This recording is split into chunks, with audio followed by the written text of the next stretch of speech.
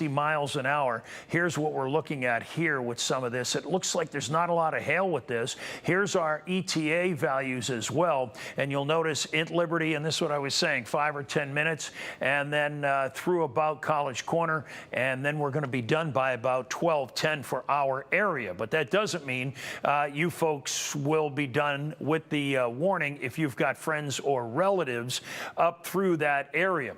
Here's the structure of the storm again. Let me take off the warnings and things now that you know that's a tornado warning. You'll be able to see it better as we look at this area right in through here. We're looking at some wide area of spin. It looks like to me there might be just some rotation right out this way here by what would be south of Liberty, and so it's going to follow this northeast path. Do you see that as well, Cam? Anything else? Yeah, no, I mean, if you've been following with us since 6:30, 7 o'clock, when you know, during the normal news time, we saw at one point 12, 13, 14, even up to 15 tornadoes at a time. Tornado warnings issued. That line has certainly weakened just a little bit, but we still have 5 active ones in and around the tri-state area. So like Steve's been mentioning, the Liberty one getting ready to push further up to the northeast. But even while you were on air, Steve, about 5 minutes ago, an additional tornado warning, again, out of our area, north of Eaton, but with this same system was also issued. So yeah, it's not as kind of crazy as it was maybe 2 hours ago, but we still have severe thunderstorm warnings in effect. And that's also important to keep in mind because we are under a tornado watch until 4 a.m. So a lot of these counties, you're probably going to start hearing some sirens because these severe thunderstorm warnings are going to get extended more than likely into Hamilton County, Butler County, Warren County. You will hear those sirens if that does happen. And just keep in mind with these winds gusting at times 60, 70 miles per hour. And obviously the history of some of that rotation here, it's going to be very important, Steve, to still stay weather aware and have a way to get those warnings if we do see some more intense tornado activity start to pop up. Yeah, we have got also, while we're following that, I also want to make mention of what's going on because there's actually something more significant as it stands right now, stretching just to the outside of Ripley and Franklin County. You'll see it by lightning there, what's happening. There is a big lineup of severe weather that's ready to move in across those counties. In fact, as you look at it, it is a lineup, a very straight line of all of this severe weather. Let me put on where we stand with the warnings, and you'll notice the polygon stretching the entire length of this line. So momentarily, we're going to be talking about not just this line moving into Versailles. Maybe you can get a little ETA by fan cam by the Versailles area. And as you look at it to the south, that line is going to be moving into the Vevey area probably within the next 20 minutes or so. Let's see if I can get a quick area kind of what's going on. Yeah, here we go. So as you look at it, this storm is moving at 73 miles an hour. We're talking about over interstate speeds, for goodness sakes. Here's an ETA for you for that spot. So we're looking for our folks who are in Pleasanton at about 12:15. This is going to cause some damage. The winds there are definitely 60 miles an hour or better in gusts, and then you'll see the rest of the ETA through Pleasant, Holton, Versailles, Dillsboro, Osgood, all of this lineup here. One of the other things we're watching too is not just that line, but also down here. That is a tornado warning out until midnight. Now that'll expire here like within the next few seconds, okay? But that area of thunderstorms will then continue by us, so we have to keep an eye on it for a little bit later for you folks down from Vevey to Owenton. Now at present, we're following a tornado warning that's now been cut down by the National Weather Service. We told you about by 12:05 it'd be out of our area, and it's right on the money. You'll see here right at the edge of the county. We'll bring it down in close. As we do, we're looking at just the edge of West College Corner. You folks should be in your tornado safe location. It now looks like, let me go into the storm here and change things over into Indianapolis because I want to see exactly where the storm center is. Yeah, here it is up here. See the differentiation in the colors of these boxes. This is showing winds that are going toward the radar, in this case, Indianapolis. So these winds are heading this way. Best way to look at this is like this. These winds are heading back like that, while these winds are coming down like that. That's where the twisting is going on, right down in through here. Looks, what happened over there in red, Cam? Will you check that out? By West Florence. The wind advisory expired, so that just went away. Ah, I see what that was. Okay, so you folks in West Florence, if you watch us, or Sugar Valley, you're talking about right now being in the center of these strong twisting winds in that area before it completely pulls out of the county. This is new, though. Is this new? 12:15. Oh, that's part of the tornado warning. Sorry, right there. Severe thunderstorm warning till 12:30. You want that has been just moved up. I guess it's because of the storms that we see back here by Blooming Grove, from what I can determine. I think that starts just out of Union County, though, that polygon. Yeah, okay, yeah, okay. As we look at it, then that's good. So, okay, so the next thing we're watching for is that lineup of severe thunderstorms. Do you see anything else, Cam? I don't. I had this ETA pulled up with this pretty long line. See if I can get it back here for you, because obviously you look at the amount of severe thunderstorm warnings, which is almost encompassing the entire area. But from all the way up to our northern counties, all the way down into northern Kentucky, that's what's going to shift pretty much all the way off to the east. Kind of hard to see some of these, but for example, Florence, 12:30, those 60 to 70 mile per hour wind gusts are anticipated to be on your doorstep if that continues to hold together. There's a look at that new severe thunderstorm warning that has now been issued for the majority of northern Kentucky counties there, all the way into portions of southeastern Indiana. So all of southeastern Indiana under a severe thunderstorm warning, and now portions of northern Kentucky. And as Steve has been mentioning, you still have that tornado warning off to our southwest that started north of Louisville. That's expected to get up into areas closer to Vevey, Aurora eventually, if that all holds together. And every single line here, every single severe thunderstorm warning has had history of creating a tornado warning, and in some cases a confirmed tornado. So even though you don't see any red boxes in our area right now, we still have to be very cautious as we're heading into the overnight hours. Yeah, I was just setting this up, Cam, as you were talking. Yeah, well, a couple of things. Number one, let's talk about the severe thunderstorm warning. Now, that's going to be out for the next hour. The reason why they did that is because of the line of storms that were out to the west that we were just talking about. It's essentially a severe line of thunderstorms that are going to be moving across northern Kentucky here over the course of the next hour. So as a result, they have issued, here's the line over Madison, not even in our area just yet, but here's the warning that stretches all the way to Independence, Crittenden, and Dry Ridge. So what we're looking at is you three folks are going to be around the 1 o'clock hour, and then obviously Vevey, we're looking in probably the next 20 minutes. Now, this is the other thing I told you was going to happen, and the reason you could see it going on. This is a tornado warning that's happening right outside of our area. Right. That's what, yeah, right. That's what I was just going to mention, is the fact it's been pushed right to the edge of our counties by the folks in Louisville. Now, my guess is what's going on here is there's probably some conversation between Louisville and Wilmington, the two weather services, and it's quite possible we could be talking about getting another tornado warning for you folks in the Vevey area down to Owenton. It's not there yet. It's this particular line that you see, that real hard red line there. Now, I want to look at something. I'm going to switch our radar down to Louisville because I think it might give us a better idea of what's going on. There we go. And let me get underneath the storm too. Okay. So as you look at it, you'll see that, oh, I see, this storm is way down to the south, but they're warning all the way to our counties because they feel it's going to hold together. Yes. In fact, as you look at it, hold on a second. Let me bring it in here and drop it down. Yeah, hold on. Let me grab this. It's a little bit easier if I do it this way. There we go. All right, look at that kind of area that you see there. In fact, to give you an idea what we're talking about in wind flow, wow, this is going to be pretty good. It's going to be 84. 84. It's not quite as strong down there. Okay, now it changed, so hold on a second. Let's go ahead and clear this, and then we'll be able to take a look at what the latest is. We'll get this off the screen here. Bring this over. Hold on. All right. Not sure why that's doing that. All right, there we go. All right, now, if we bring it over, this is the 84-mile-an-hour winds that are heading up to the northeast. So as a result, this whole wind field here, which is probably 10, 15 miles wide, this is what's going to be heading for us as we go through about, gosh, let's see what the timing is here.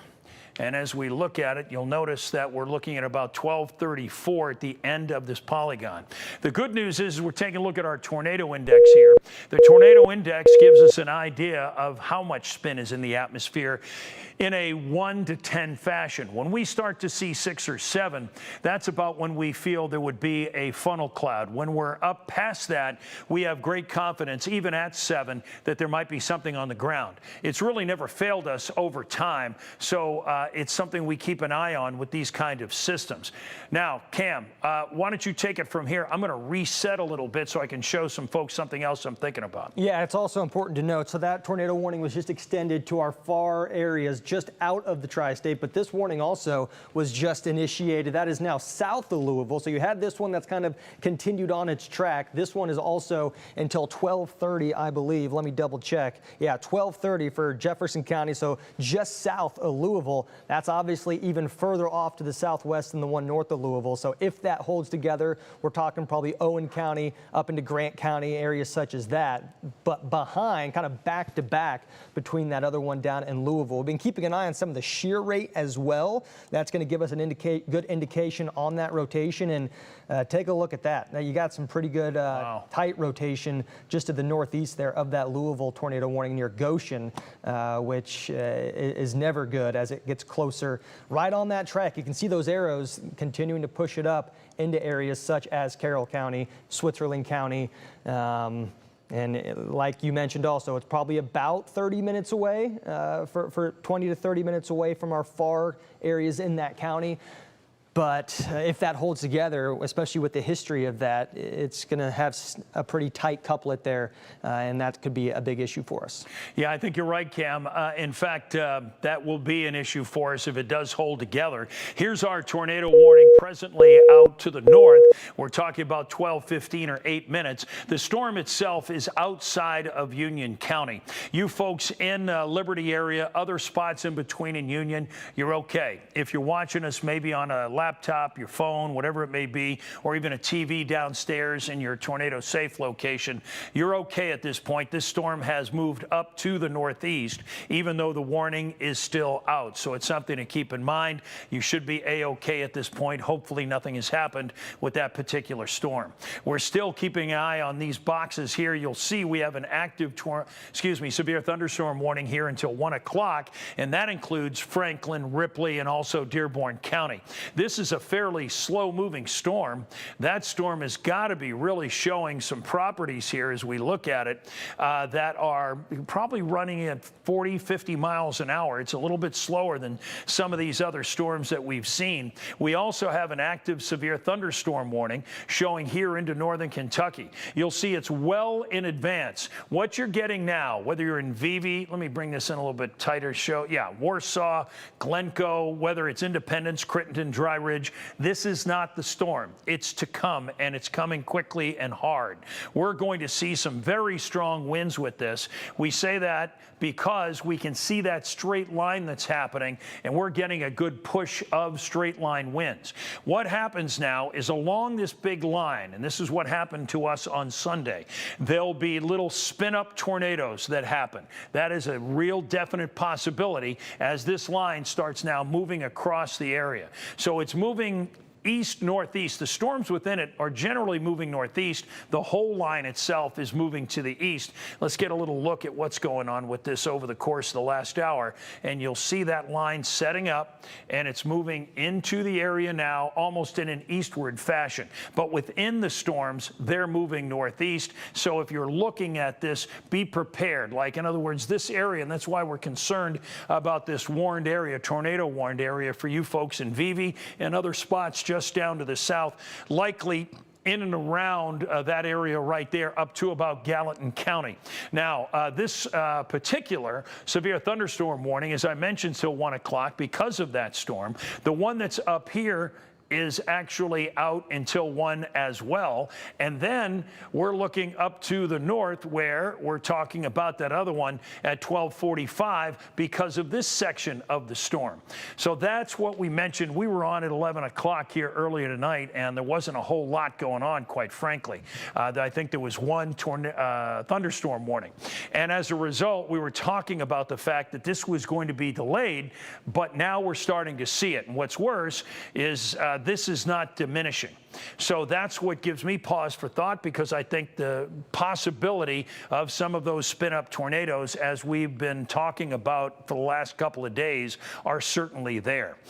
Cam, your thoughts? You know, still seeing that rotation somewhat tight. You still have the mixing colors there down there in the tornado warning north of Louisville. You got 61-mile-per-hour winds. Not as tight of that rotation. You're not getting quite as dark reds and greens right next to each other, but you still have a little bit of that there, which indicates that that rotation is still currently happening. You switch on the shear rate, and well, it doesn't have it really over that spot, but almost some shear rate closer to Carrollton into portions of our area, but obviously we're not seeing that. So, that's because it's on the, when we switch over to the Louisville, there we go. There's a not better tight shot of that. And that same location right here where we were dealing with some of those 60-mile-per-hour winds going away and towards the radar. So that's going to indicate right over Owen, Bethlehem, and then into Bedford. If you're in Ripley County or Switzerland County, you're looking at about 12:40, 12:45 when this officially gets to you. And we still can't count out this one that's been south of Louisville. If that continues, it'll be probably about 45 minutes behind it, but to the south. So areas in Owen County and then also into Grant County. You throw on the reflectivity, you can see just how strong that line still is. So severe thunderstorm warnings for about the western half of our area. If those get extended, which more than likely will, those will race across Hamilton County, Butler County, Warren County as well, into areas probably all the way through the overnight hours. Almost every single county is probably going to get touched by some sort of warning. The hope is tornado warnings do not get extended into the tri-state, but with everything we're seeing, especially this current one that is just outside of Carroll County, Steve, it's looking like, at least in a precautionary level, we'll get that warning at least extended once to see what happens as it gets closer. Yeah, I would think that's the case too, Kim. You're right on the money. Now, keep in mind, we do have that tornado watch out for the entire tri-state until 4 o'clock. So what's been happening here is these warnings are popping off. We're getting a lot of sirens happening around the tri-state. A lot of people consider the sirens as tornado warnings. That's not necessarily the case. Let's see. Okay, we've got a new thunderstorm warning. It's right here. This is now also going to be out till 1 o'clock. So who does that affect? That severe thunderstorm warning is going to be out for both Butler and also Warren County. And all of Hamilton County as and well. all of Hamilton County. In fact, let's do this. Let's go ahead and take a look at some of our cameras. I don't think anything's going to be out there because of the fact that the storm itself is not quite there yet. So yeah, you'll see it's not a big deal from our roof camera. Let me take you up to Hamilton. I'm guessing that that's not a big deal either. Tons of lightning where, guys? Up in Hamilton, okay. We're told there's a lot of lightning. I'm going to let this sit up here just for a second, where there is a lot of certainly rain and winds. We had wind gusts today, almost to 50 miles an hour, not including the storms. Now, all of these storms, keep in mind that the storms that we're talking about, that line that I'm showing you of all red, well, that area all have wind gusts to 60 miles an hour, and that's what denotes a severe thunderstorm warning, as well as some other factors. But that's what we often see. Right at the moment, that's not over Hamilton. There may be some lightning out there as well. Let's check some of our other cameras here just to see what we've got here. Yeah, if you want to come to me real quick, Steve. There you go. It's starting to light up for you, but I got the 9-camera box pulled up, and it's looking like pictures getting taken all over. Okay, the tri-state. good deal. You've also got some pretty good wind. The cameras are shaking, but at any time, there's in Batavia, you got some really good flashes of lightning. You see the camera shaking there in Westwood. So this is what's being accompanied with that strong line. There's a good look at that lightning again. You're about to have it be very loud, lots of rumbles of thunder. You're about to get some really good gusts of winds. This is why we say get in the most interior part of your house. Are there tornado warnings in our area right now? No, but 60, 70 mile per hour winds, that can knock over a tree very easily, send some limbs flying through some windows. All of that is possible.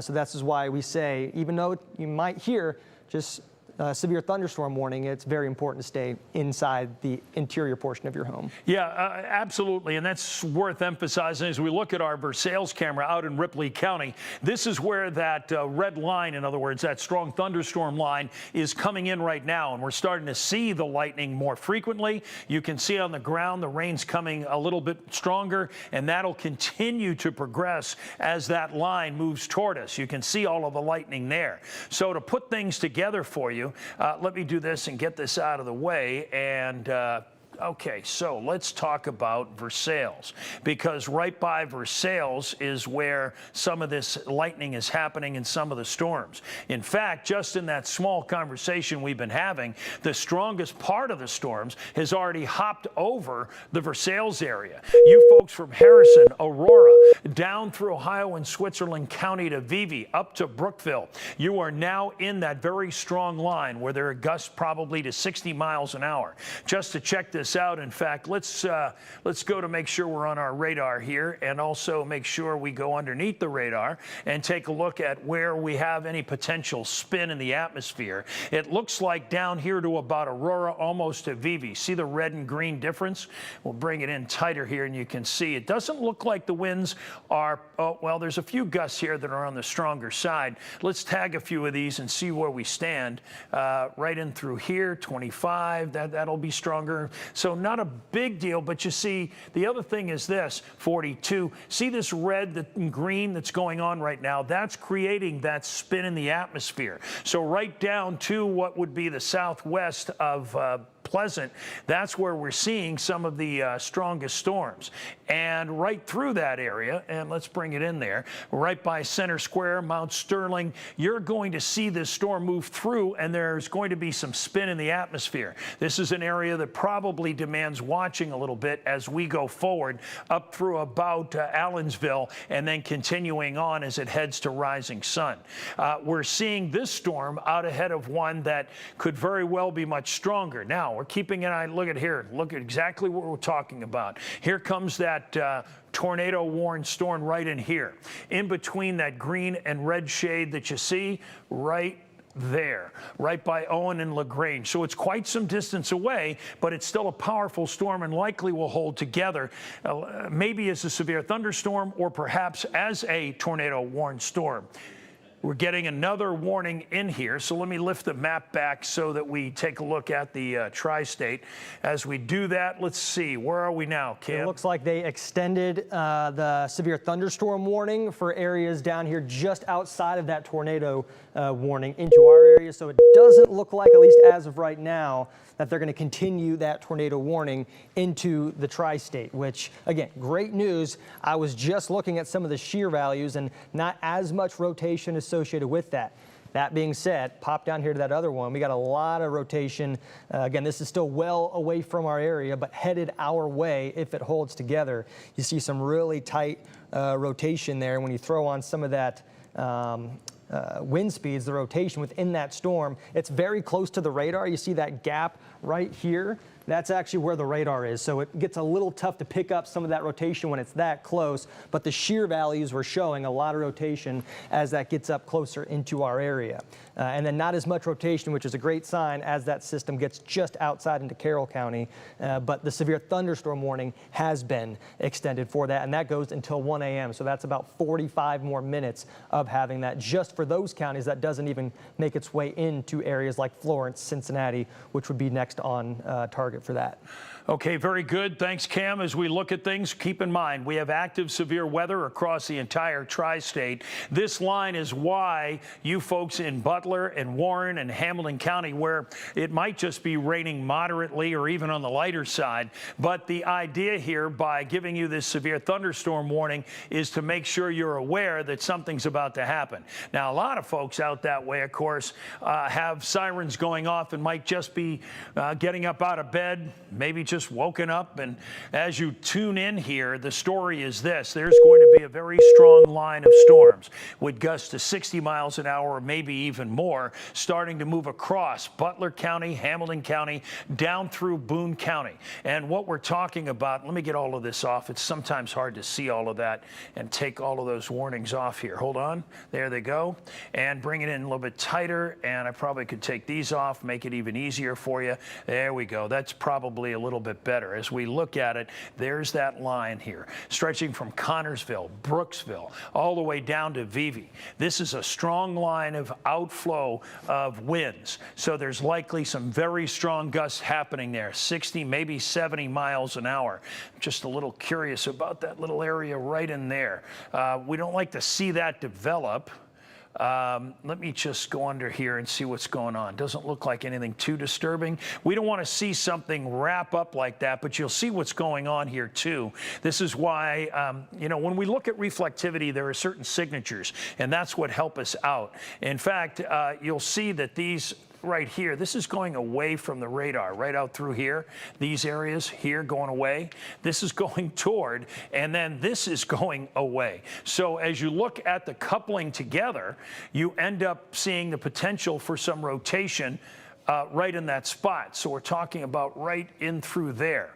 That's the spot we're looking at as it continues to move east-northeast there into the tri-state.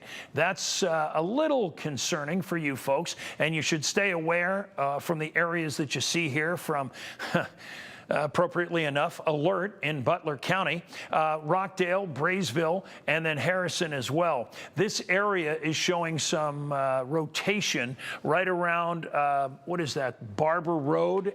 So we'll keep an eye on that, because those are the things we try and look for and see if that continues. It does look like it's moving more to the northeast. So you folks in Butler County, be careful of that area. This is an area that is what we call sometimes a bounded weak echo region, and it looks like it's probably a combination of two storms coming together. Okay, so right now, there's that line stretching across there. Cam, I'm going to give it to you in a second. Why don't you do a little fan move and give us some ETA information on this whole line as we look at it, because this is the one that is most concerning. And if you think about it, my goodness, it's stretching from Connorsville all the way down to Vevey. And as we look at that, it's just going to come right across Butler, Hamilton, Boone, Campbell County. It's not going to stop. Right out here as well, down by Owen County and Grant County. This is just going to come rocking across here. Now, hopefully it stays in that kind of fashion where we don't have this start spinning up on the edge of this particular line of storms. I want to just check one thing out. Hold on one second. Take that in. Bring this up here. Okay. Yeah, it looks okay. I thought I saw some notching there. Cam, do you have an ETA? Yeah, here's an updated track of that. Again, this is from north all the way south through pretty much the entire tri-state. Places like Hebron, 1231, so you got about 10 minutes before the front edge of those 50, 60, maybe up to 70-mile-per-hour wind gusts hit you. Downtown Cincinnati, 1241, so you got about 20 minutes now. If you're in or around the downtown area, whether it's in Clifton, whether you're in Madeira, Indian Hill, anything like that, you guys are going to be about 20 to 25 minutes away. Westchester, 1245, so just a little bit longer. Obviously, you're just east of downtown. Another thing to keep in mind on with this rotation down here, with that tornado warning, which is not expected to get extended, at least as of right now, it's in a little bit of a tough spot with our radars. You know, the Wilmington radar's way up here, the Louisville radar obviously down towards Louisville. We're getting in that spot where it's hard to get an accurate read on some of that rotation, which is a great thing that we use the shear rate as well. We're able to get a closer look inside that. And I'll pull that up one more time real quick, because if you're looking at this, you say, all right, we're good. We don't have any tornado warnings in our area. We still have to keep a very close eye on this one, even though it isn't quite getting extended into the tri-state. Right now, the latest radar scans with that shear rate in our favor, not looking as tight, not looking as much of an issue. So that's some good news. Still keeping a close eye on the one down south of Louisville. That's still a ways away from us. But as of right now, it's just the severe thunderstorm warnings. I'll kind of map these out for you real quick, because it's been a while since we've kind of done the timing on them. Butler and Warren County, same thing with Hamilton County. You're under that warning until 1 a.m. The ones that were issued down in northern Kentucky, same thing. So right now, pretty much the entire tri-state, Steve, Steve, has severe thunderstorm warnings in effect for about another 30 to 35 minutes. Yeah, this is the problem, though, as Cam's pointing out. I mean, this is a solid line. So as it moves into these areas, whether it's 12:30, 12:45, 1 o'clock, that only gets us to out here. We're not even talking about the folks who are in Claremont County, most of Warren, as well as Clinton, and then Campbell, and of course Pendleton and other spots out to the east. So this is going to be a long form session here as we continue to see these storms move in. You'll notice the amount of lightning that's going on here, and you've got to remember, we have, wow, that's every 15 minutes that's going on. We're talking about 400 strikes of lightning. Cam, I'll come back to you in a second, but why don't we check out, see if we've seen any power outages. Probably haven't seen much. This line has just moved into the tri-state as it stands right now, and you'll see that line up by Connorsville and then stretching down toward Vevey. There's a whole lot of lightning that seems to be growing right down here south of or southwest of Cincinnati. If we look at it, you'll see right in this area here, there's 300 strikes in the box that you see, and as I bring it down tighter, we're still talking about 179 strikes, 200 strikes in the last 15 minutes. So as this continues to move through Rising Sun, Warsaw, Union, you folks are not only going to see those strong winds that Cam mentioned, but also we're going to have this huge lightning field. I think probably in the next hour, hour and a half, we're going to start to see those power situations grow where folks have started to lose power. This is exactly what happened on Sunday night when we started to see these fields of lightning start moving in. I mean, if you look at it, this is 117 strikes just on the other side of Warsaw. Here they go, just starting to move in. So you folks in Warsaw are now just getting the edge of the thunderstorms, and then all the torrential rain, as well as the potential damaging winds that could be there too. I'm guessing not a lot of power outages? Yeah, that's correct. In our area right now, but we're probably going to look back on this storm tomorrow and realize just how lucky we were. I mean, Indianapolis, downtown Indianapolis, Carmel, Fishers, confirmed tornado that was going through there. A lot of video on social media of that tornado, of the damage that happened. Marion County in Indianapolis, 44,000 power outages, and that's where that track went. They had 2, 3, 4 different tornado warnings associated with that system. And then same thing down here near Louisville, where you had 3 or 4 different tornado warnings at a time. Right now sitting at 12,000 power outages. So as those 60 to 70 mile per hour winds move through, all the lightning happens, 300-400 strikes every 15 minutes, we're more than likely going to start seeing our counties get filled in as well. The good news with it on the backside is there's nothing additional, at least in the near term, that will cause bigger issues with that. So hopefully power crews can get out there and start working on those and get that power back restored pretty quickly. But as of right now, any Claremont County's power outages, that was probably from earlier today when we were dealing with the high winds, 50, 60 mile per hour, but you've just got 100 power outages for them. As we continue to move through the storm, obviously, Steve, will more than likely, like you mentioned, see that start to get a little more colorful on the map. Yeah, I was just looking at some of the other radars to see what's going on around here. And as we look at it, we have got the severe thunderstorm warnings and the lightning that's happening here. We're looking at a number of radars tonight because it gives us that better or closer look at what's going on. We're at our Wilmington radar now. In a moment, Cam's going to take a look at our own WCPO 9 radar because our Super Doppler here is the strongest in town. And it'll give us a really good look now because it's so much closer in Batavia as opposed to the Wilmington radar that I'm looking at right at the moment. But as we do look at it, you'll see that line now starting to move across Logan and Aurora. And so you folks in White Oak, the west side, Florence and Union, if you're not already getting hit, you're about to be hit by all of this lightning field, the gusty winds that could be 50 to 70 miles an hour.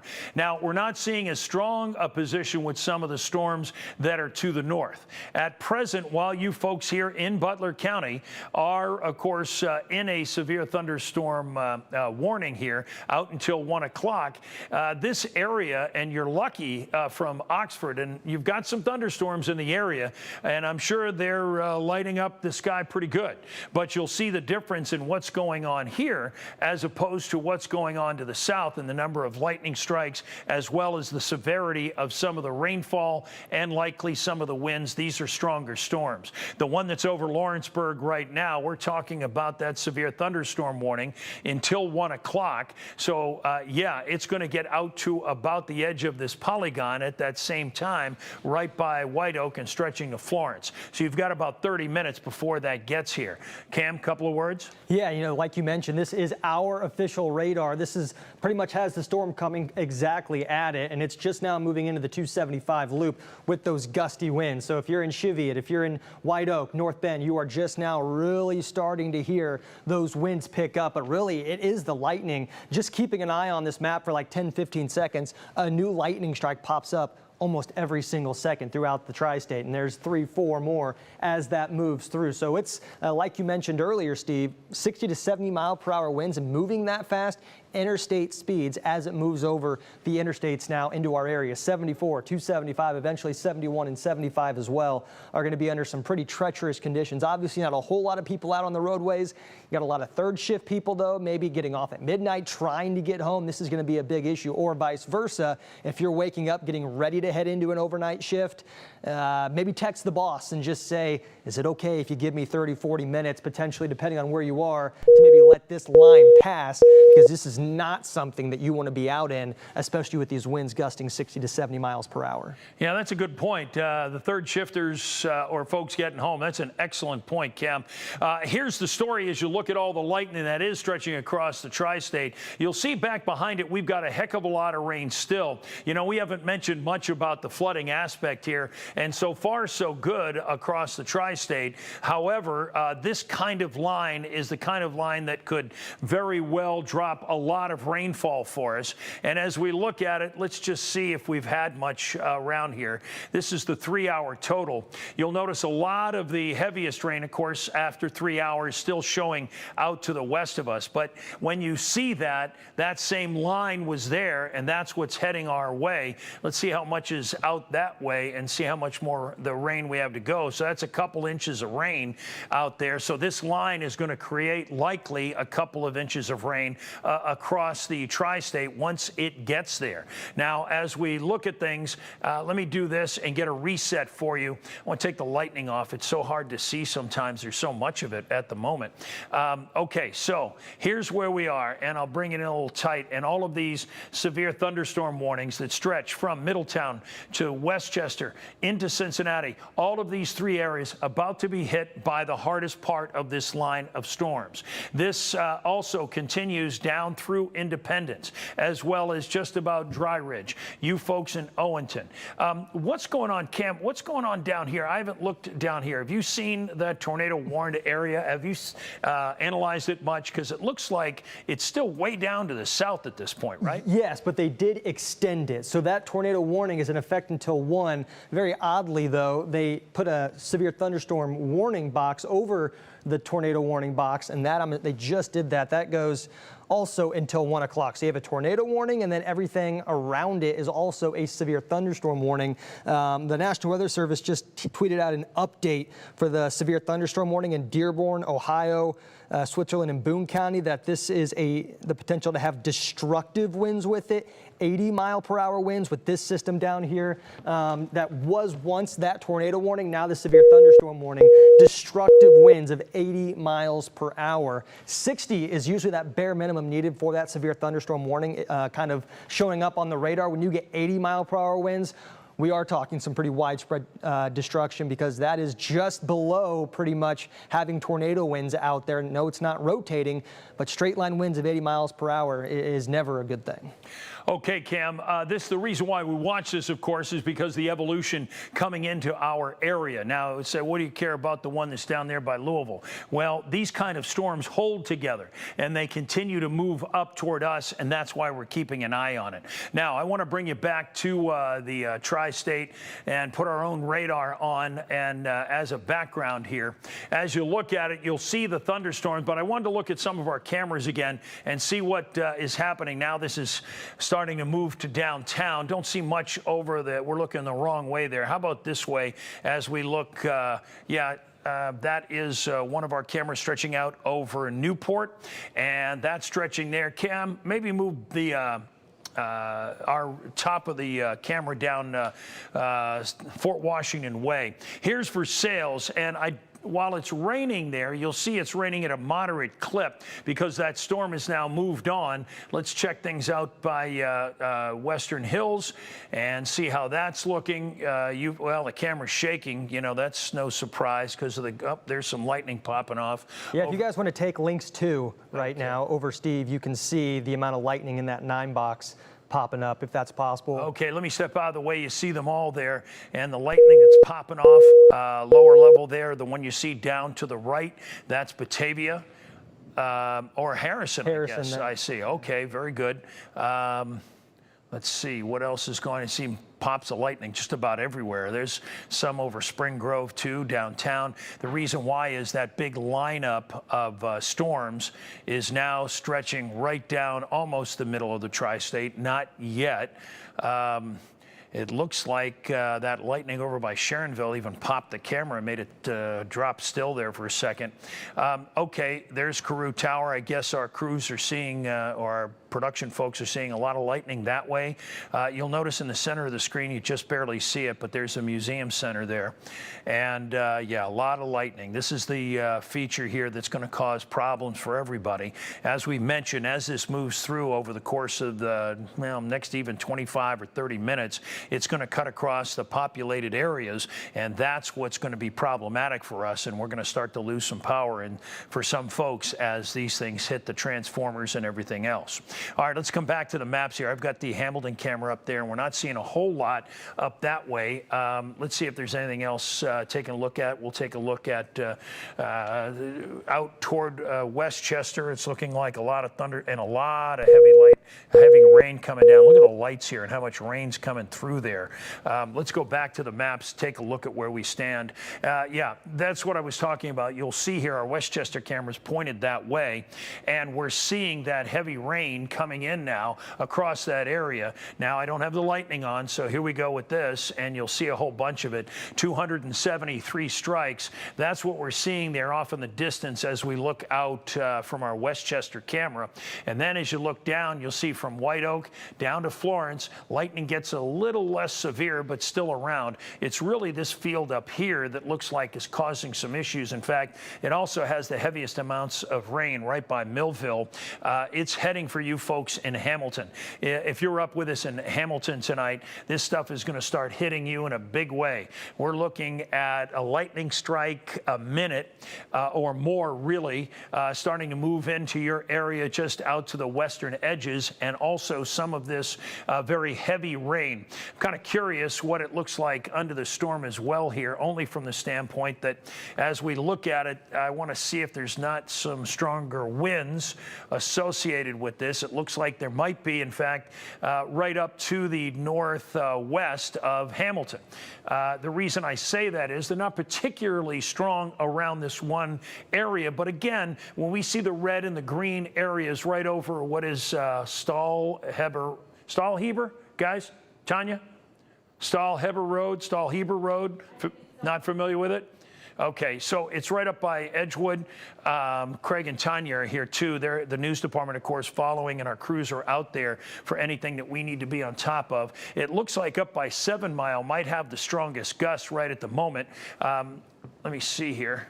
Yeah, I've got these winds pulled up on this line, Steve, if you want me to okay, I'll pitch it right over to you. Yeah, go ahead. From the northern half of the area, again, this is how big that line is. Butler County, 82 mile per hour winds with that straight line wind coming in. 76 still in Hamilton, 76 down in Boone County for Kentucky. So no matter where you are going to get hit by 70+ mile per hour winds, at least in the near future. And then this radar image just updated. Went to 74, 84, and still 70. So even about 2 or 3 miles on the back edge of this line, which usually has the gustiest winds, you're still looking at winds 70+. So this is going to be ripping through the tri-state, and I think ripping through is a pretty accurate description because you're going to start to hear the winds howl. Trees are probably going to get uprooted in a few places, and I actually do want to mention something, Steve. I see over here on the other radar. Yeah, I was just going to take a look at that. Let's come back here, guys. Yeah, I think we both saw it at the same time, and it's down here. here, this is now a confirmed tornado for the area that we've been watching. We know that because the National Weather Service turns the polygon into purple. And when they do that, that's when we end up seeing, a confirmed tornado on the ground and now approaching toward the tri-state. Cam, I'm going to give it back to you right now so you can take a look at that. I also want to look under the storms here. I'm seeing a couple of things, so I'll let you go ahead and take that one. Yeah, real quick on this confirmed now tornado. That's what that purple box means. That tornado warning is in effect until 1 o'clock. I have the shear rate pulled up, and you can still see some really tight rotation right here. So that makes sense why that was confirmed. If we also throw on these the winds, again, the red, the green showing going in and away from the radar. You see a little bit of some tight couplet there. Again, that box was just now shortened a little bit. Going all the way up into Newcastle and Eminence, so just to the southwest of Owenton, but you still have those winds going away from each other. I'll pull up the wind speeds here with them. This is getting a little further away from the radar, but 48 going towards and 13 going away. And as Steve mentioned earlier, it's how you get that rotation going in and about them. They still have that severe thunderstorm warning encompassing the entire thing. If this continues on its track, it will be in Owen County probably about 1 a.m., if not 1, or at least the warning will be in effect at 1 a.m., probably making its way into Owenton 1:15, 1:20, again, if it holds together. Steve, I'm also seeing, as I'm talking up here, we noticed this earlier, the severe thunderstorm warning that has this pink box, that is a destructive severe thunderstorm warning with those 80-mile-per-hour winds, which makes sense with the wind speeds that I was showing, 70 to 80 all the way through the tri-state. Yeah, that's a good point. That's probably something for our news department to jump on, and they probably will send one of our crews down there. You know, as you look at this right at the moment, Cam was talking about this particular storm now that it's a confirmed tornado, and it continues in a fashion that'll be southwest to northeast. So it will come into Eminence and then very well may make it to Owenton. It's very important to understand that because at the moment this is at 1 o'clock, so it's about 20 minutes away for that. So that's to the end of the box right here. So we're still looking at maybe only 40 minutes for you folks in Owenton. So if you have friends or neighbors there that you think may be asleep, give them a dial, let them know, get them up because this thing's heading for them. Chances are this is not going to lose its structure.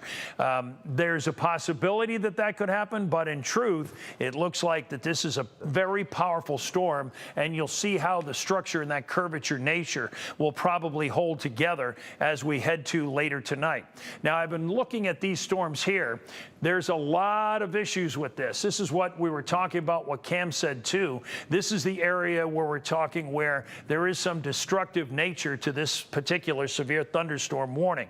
So something has happened, likely where Cam was talking about with those 80-mile-an-hour gusts. So you folks in through College Hill, in through Reading and Norwood, and really downtown and to the east side. I know you folks in White Oak, in Cheviot, and Delhi, all of the west side there. I know you're going through some really difficult times right now. It's probably some very strong winds involved with that. In fact, let's just take a quick look underneath of that. And we're losing a lot of the data in there, unfortunately. So it's tough to see if anything's right at that moment. But you're going to hit this big wind, lightning field. The winds are going to really start gusting across that area.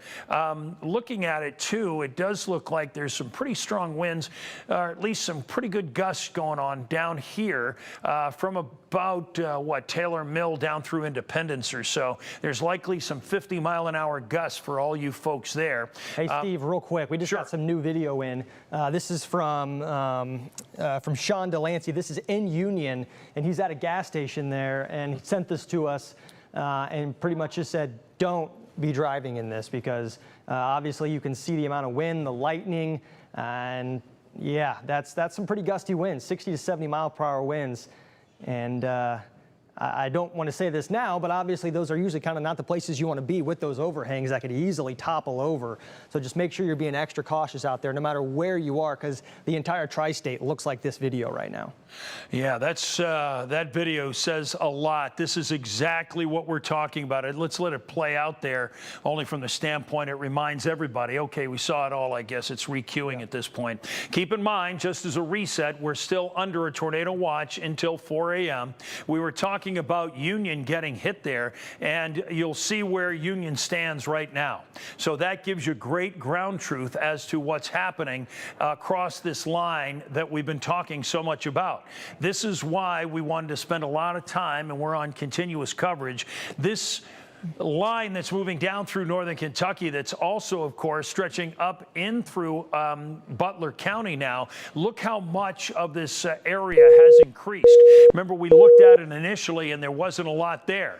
This severe thunderstorm warning that's going to be out until 1 o'clock tonight is for you folks now across Middletown, Westchester, and stretching into about Mason too. You're going to see exactly what we just saw in that video.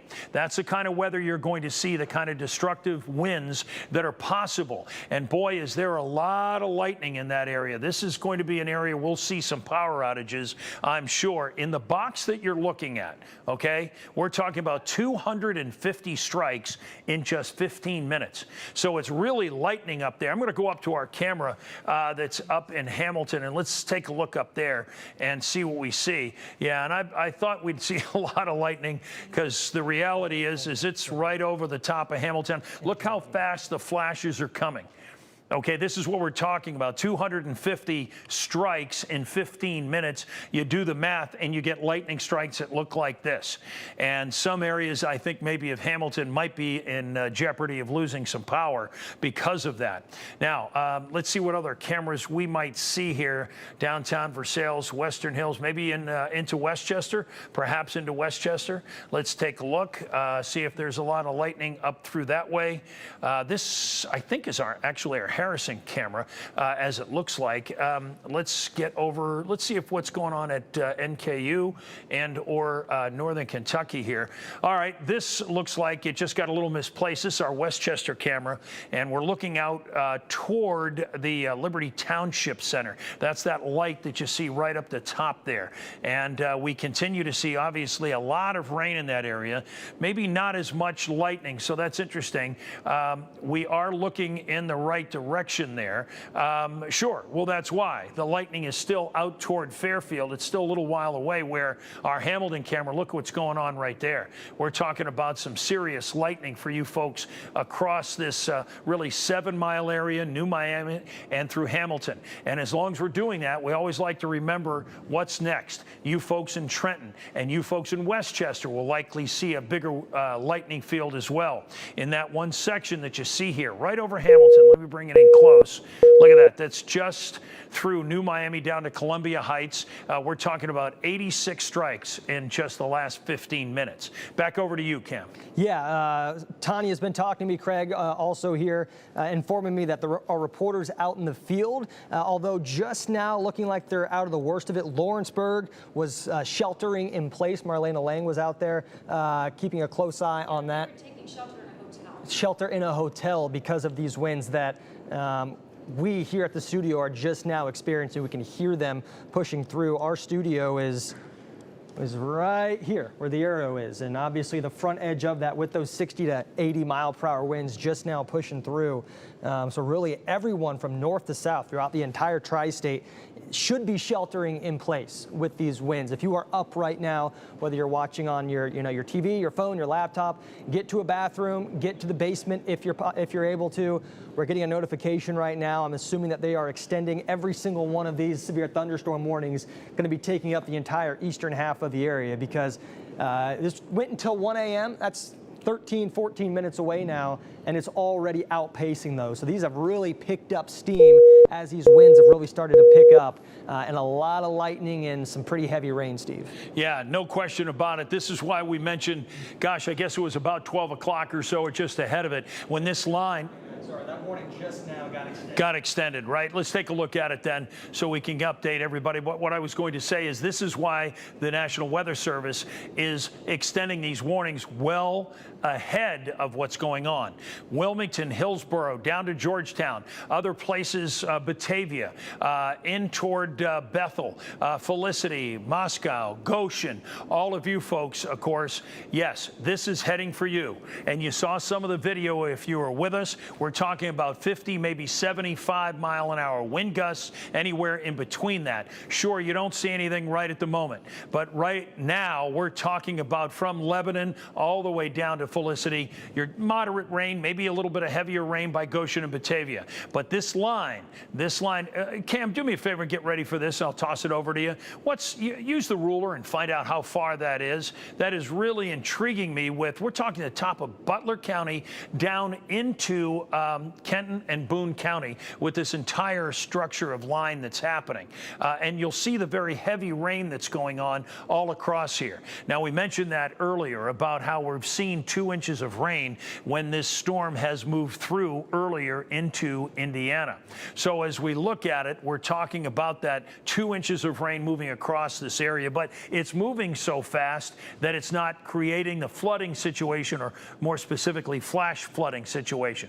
Cam? Yeah, 56 miles pretty much from northern Warren County all the way down to southern Boone, Kenton, and Campbell counties there with those winds. I was just clicking on them as well, still 70 to 75 mile-per-hour winds associated with this. If you go all the way down to southern Grant County, just past Dry Ridge, you're looking at 75 miles. So a 75-mile long stretch of 75 mile-per-hour winds is just pushing through the area. Got Craig right here. You're trying to... power outages have jumped almost to 2,400 customers and keeps growing. Yeah. As we expect. I mean, obviously with these gusty winds, the amount of lightning as well, it's going to be a dark, quiet night for some once these storms move out. Yeah, the other thing I've been watching is they continue to have this as a confirmed tornado at first, and now you'll see the red bar. So it looks like this former tornado that was on the ground has lifted. Now the storm continues to move off to the northeast. So we're still looking at the potential of this storm making it to you folks, perhaps in Owenton. It's really important to probably wake some folks up now before it's too late so they can prepare accordingly. This whole line of storms still on the severe side. It is still a severe thunderstorm warning and tornado warned. You'll see here that red bar stretching out to Newcastle and Eminence. So as a result, we're looking at a tornado warning that's now not far really away from one of our counties, which is Owenton here. Let me see if I can get at least a little bit of an idea. I'm going to say it's probably moving at about 50 miles an hour. So to Owenton, it's 114. 114 to a potential tornado warning situation for you folks in Owen County. So yeah, we're talking about just 25 minutes. So please, if you've got friends or relatives, call them now. If you're in Owenton, stay with us. We'll stay on top of this so that you know exactly what's going on. But we're looking at just 25 minutes away at its present speed, which is likely 20 miles an hour. Is that about right? I took an estimate there. Let's see if we got that. Let's go down to here. This is an old, this is what we call kind of a meteorological skit. It gives us information, but it's so behind the storm. I'm just going to get what the present speed was. So you see it's going much faster. It's going at 67 miles an hour across that area. So we're talking about less than 25 minutes for our friends in Owenton to be able to make this kind of preparations before this storm system gets in. We'll see if it continues in a tornado-warned fashion. I can tell you this much, because of this, you see this big curve here? It's right across that area. I think I got it. Yeah, there it is. Okay, right across there. Okay, that is really a bow echo. That means the winds are coming out of there probably at least 70 miles an hour, if not greater, pushing out on that big ramp area from all that distance. So the folks across Owenton still have a very dangerous storm. Cam? Yeah, and this is a troubling thing to see pop up. We've been seeing the 70, 75, up to 80 mile per hour winds. Well, one of the latest ones that just came in out in front of this, Sometimes you get Wow. a little bit of some misinformation with these numbers, but I don't believe it is. It says 94 miles per hour Wow. on the front edge of those straight line winds. That's doesn't happen hardly ever for straight line winds in our area. We're talking some maybe once a year we'll get something like this pop up. So it just moved past and now down to 53. But the very front edge of that system moving through is producing anywhere from 70 to 80, maybe even up to 90 mile per hour straight line wind, Steve. Yeah, that's a good pickup. You'll see what happens with that, too, as Cam was talking. Obviously, there was an update on our Doppler, and as a result, we saw the drop in winds. Keep in mind, when we show those aren't sustained. Those are gusts, but nevertheless, they're winds that could be destructive and damaging, of course, as you might imagine.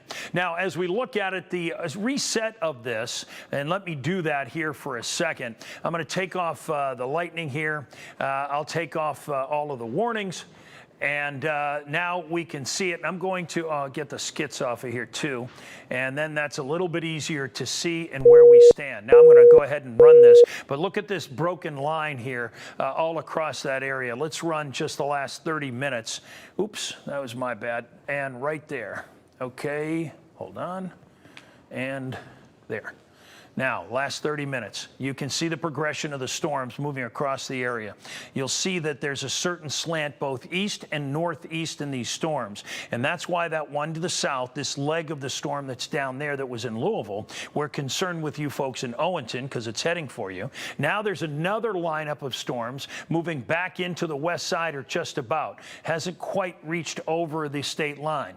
And then there's that big line here that's stretching from about the Butler-Warren area. In fact, let me bring it in. You can see it better. Okay, and you'll see it's right in Middletown, Westchester. You folks in Batavia, down through parts of Campbell County, you're about to get whacked with those very strong winds that Cam was mentioning just a moment ago. These are the gusts that are happening across this line. That's why all this area is under a severe thunderstorm warning. In fact, let's just double check it. I want to see. When does that, and that ends at 1:30. 1:30, that is obviously something that we'll keep an eye on here as it continues to move to the east. Now, I don't even have the lightning on here, so as we add it back on, take a look at how many strikes over just the area you're seeing. We're talking about 400 strikes every 15 minutes. This is why I mentioned early on that the power was going to be an issue for the tri-state once that line started to move across here. We're going to continue to see power going out and those numbers growing. Cam? Yeah, real quick, Tanya has some video she wants to show us, but also I'm going to show you some of these power outages real quick. Already starting to ramp up to 300, close to maybe 600 total in our area. Maybe a little delayed on those, especially as that line rips through with all that lightning. These will more than likely start to pop on up. Also, a quick update, that tornado warning did get extended to our border there of Owen County. So that is going to be something that we'll continue to keep an eye on. No longer confirmed. It's the red box down there, not the purple box. But obviously, if that does get extended, we will officially have our first tornado warning into the tri-state. Tanya, do you have that video ready to go now? I do, but not only that, I want to let everybody know we're starting to get reports of damage. Kenton County has told us that their dispatch has gotten plenty. They're getting flooded with calls, and they now have what we have heard. This is, I believe, Marlena Lang in Lawrenceburg a little bit ago. As we mentioned a little bit ago, you can see like on the left side, that portico of a hotel. They had to shelter inside that hotel because they said it was just getting too dicey to be outside. Want to let you know, though, that there is apparently a report of a tree onto a house in Kenton County, and they're actively trying to rescue someone. So we have a crew headed in that direction to try to figure all of that out. We do not have that confirmed. That is just what we're hearing from dispatch at this point. Let me send you to Drew. This is Drew in Union, who was shooting a bunch of, there's just a ton of fireworks in the sky right now. Lots of lightning in that particular area. And then if we can, we'll send you to Hamilton, Butler County area. Jay Shakur up there. Check out this lightning, and you can hear that rain and the wind rushing through just on their cell phone video that they're sending back to us. And also on those power outage numbers, Cam, they've continued to go up, even from what you said. You're looking at 4,481 approximately. The number kind of fluctuates. We've seen 10,000, 4,000. Some of those systems automatically repair themselves, obviously part of Duke Energy's system, but clearly a number of trees and power issues out there tied to that. In Kentucky, about 2,200, Ohio, 2,300. So the number's different, very I'm getting fluid reports right from now. my house saying like the power keeps going on and off. So maybe a lot of the fluctuation is some of that as well. Right, absolutely. Steve, I know you have more updates coming in right now. We sure do. In fact, in a moment, I'm going to pitch it over to Cam. Taking a little sip of water here. I was going to pitch it over to Cam in a moment because I want to do a little ETA, because the tornado warning is something that we've been following and told you that very well might happen, and it does look like that's going to be the case. Excuse me. Went down the wrong pipe, as they say. Cam, I'll give it to you. Yeah, I'm putting out this ETA right now. The most important county with that current tornado warning that is just off to the southwest of Owen County. So just a reminder, there is no active tornado warning just yet. This is the one that, see the purple box here? That was a confirmed tornado on the ground. So this system, while not maybe on the ground right now, or at least not confirmed, clearly has a history of that. And that's going to be in Owenton at about 1:15. So 15 minutes you guys have before that system gets there. So no lollygagging, get the kids, get in the basement, get in the interior portion of your home, because this system has had a history of being on the ground. And I would not be surprised with that history not that far off from us that we do actually see that push on in. I'm going to move this track out just to give a little more. Places like Dry Ridge, if this were to hold together, you'd be on your front doorstep around 1:30. So you got about 30 minutes if this tornado warning holds together. Places like Falmouth, you're looking closer to 2 a.m. Nonetheless, you're dealing with those gusty winds right now. So just because there are no tornado warnings, Steve, like we've mentioned, 70 to 80 mile per hour winds for pretty much everyone from north to south as this system moves through. You should be treating this like a tornado warning in terms of getting into the interior portion, getting into the basement. We've seen lots of reports of trees down, and that's when a lot of issues happen. You're on this top floor right now, tree goes through your roof. That's never a good thing to happen. Well, you know, I think you're telepathic, Cam, because Tanya just came over to me and gave me an update. We got a official report for 72.5 mile an hour winds at Lunken themselves. So we have an official report as opposed to any Doppler indicated or anything else. So it's good ground truth to what's going on with this incredibly severe line of storms moving into now Warren and also Claremont County. Then we've got this other little leg here into northern Kentucky over Independence, about to hit Dry Ridge. And then you'll notice down here, of course, and I don't want to forget about this. This is so important. Yes, as Cam mentioned, but I'll repeat it because right now you've got probably 10 minutes at best to get down and make sure you wake everybody up in the Owenton area or anywhere else on the pathway here. It's a very rural area, I know, but you folks in Pleasant Home, whether it's Monterey or Gratz or Fallis, all of these areas are now under the gun for what will likely be a tornado warning from the National Weather Service and our folks in Wilmington. This is the split. These are the folks in Louisville, and our folks in Wilmington are taking a look at this storm very carefully right now. There's no question, and I think momentarily we'll see what their analysis is. We've seen, of course, because of the structure of this, it really doesn't matter whether or not it comes in, as Cam said, as a tornado warning.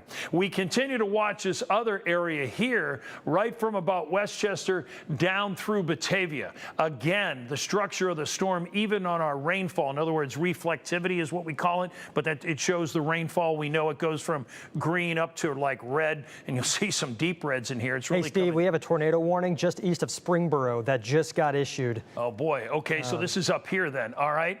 Let's, have you got it?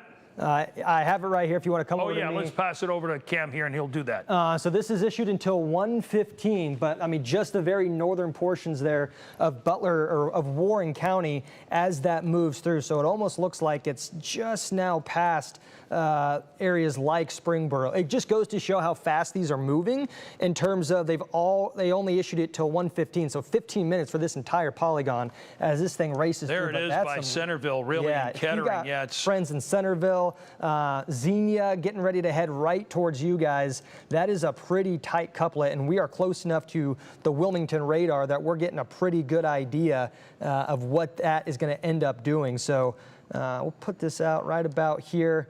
Again, towns I'm not familiar with, and maybe they're really small, just main towns, but Cedarville, 130, Beaver Creek, though, 110. Beaver Creek's right here. So if you're anywhere along, what road is this? From, this road is Heller Drive, maybe? It looks a little bit more important than that.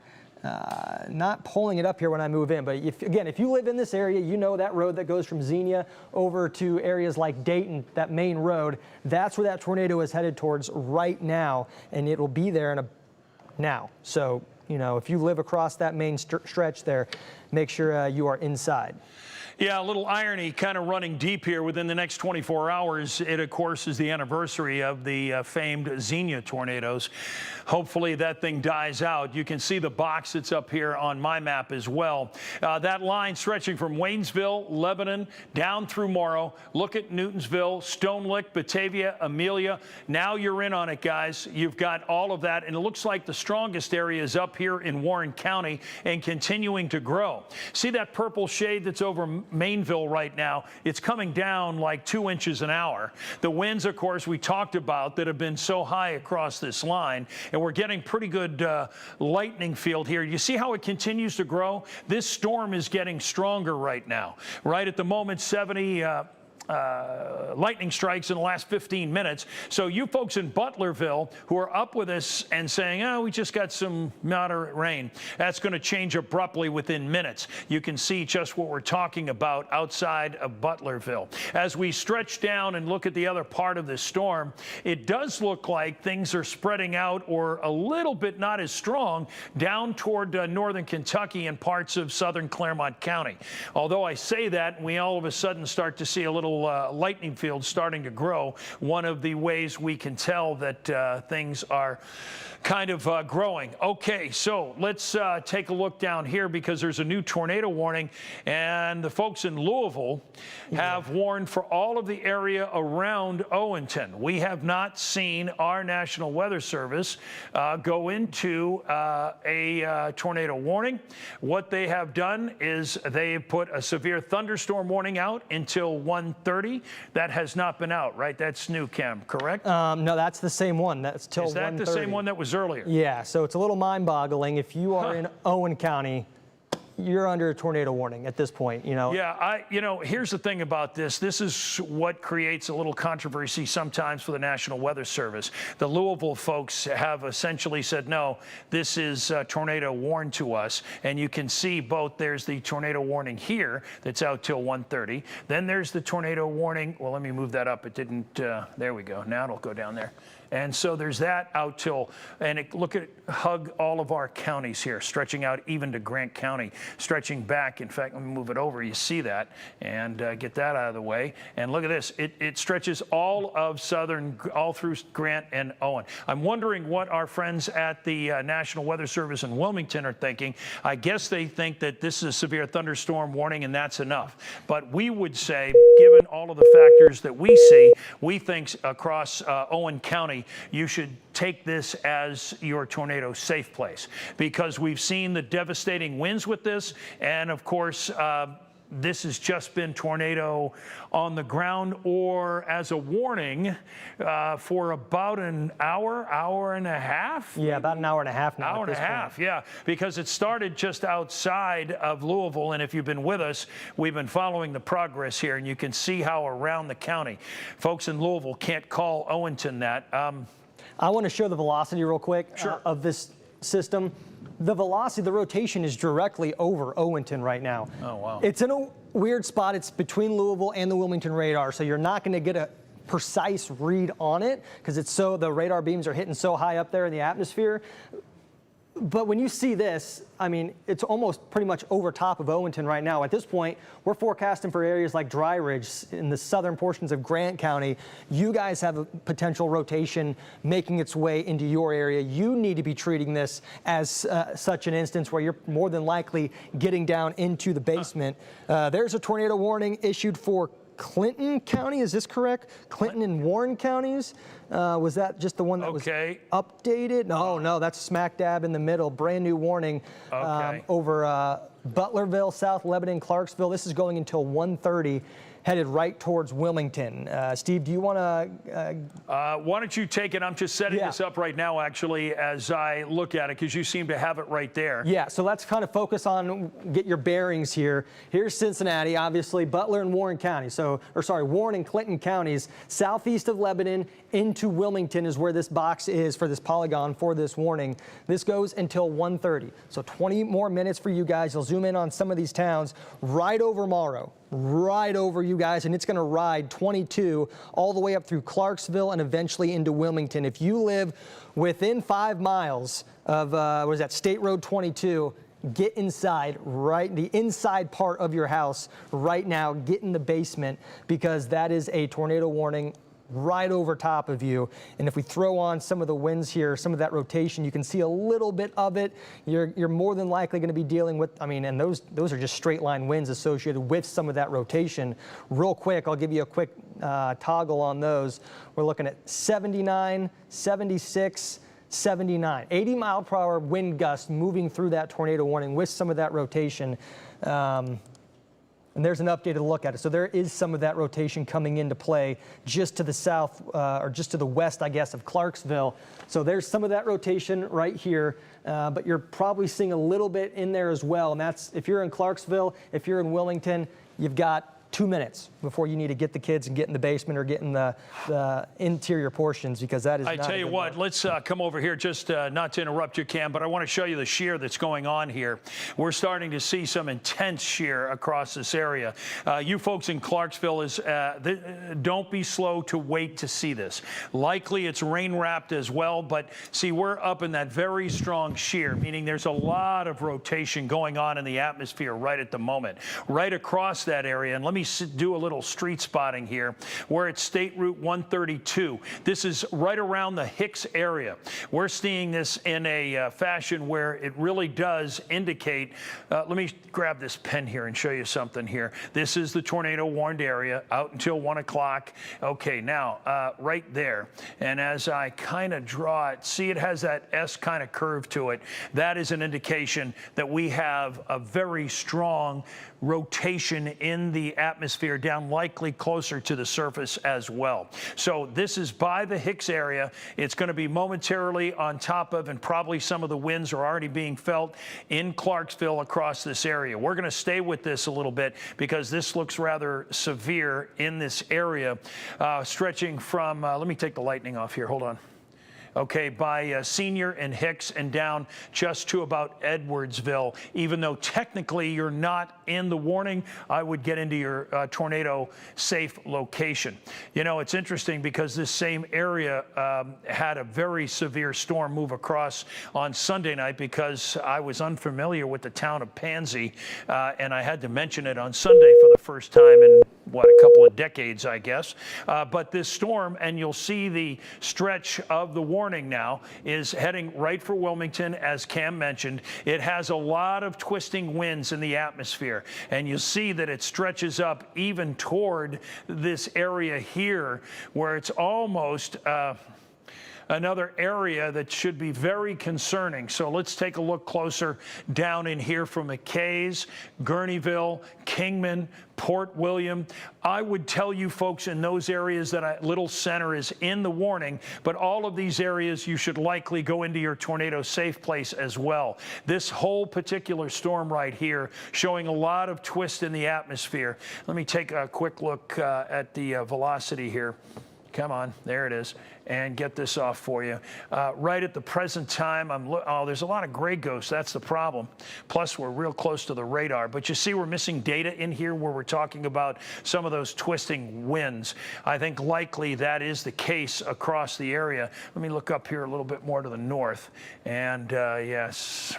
Well, a little close to the radar at this point, I think, Cam, huh? Yeah, I've got an ETA too with some updated towns here for you. I lessened the population to give you some of these small towns that may not even be towns, but if you're local, you probably know at least the area. Places like Hickoryville, you got about 7 minutes. So again, pretty much right now, and that is just on the Butler or Warren and Clinton County line there. You've also got places like Kingman at 125, Ogden, which is probably the next up right after Clarksville.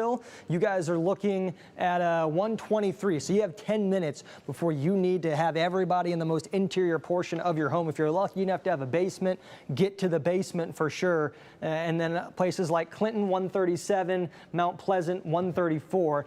Out into Wilmington and then past, that's at the edge of that box, which is why this is issued until 1:30, expected to be there at 1:30. But if you go past that, you're more than likely going to have that warning extended. You'll have 1:45 to 2 o'clock for areas to the northeastern half of Clinton County there as that moves on through. Real quick, I'm going to hop down and see if they did anything.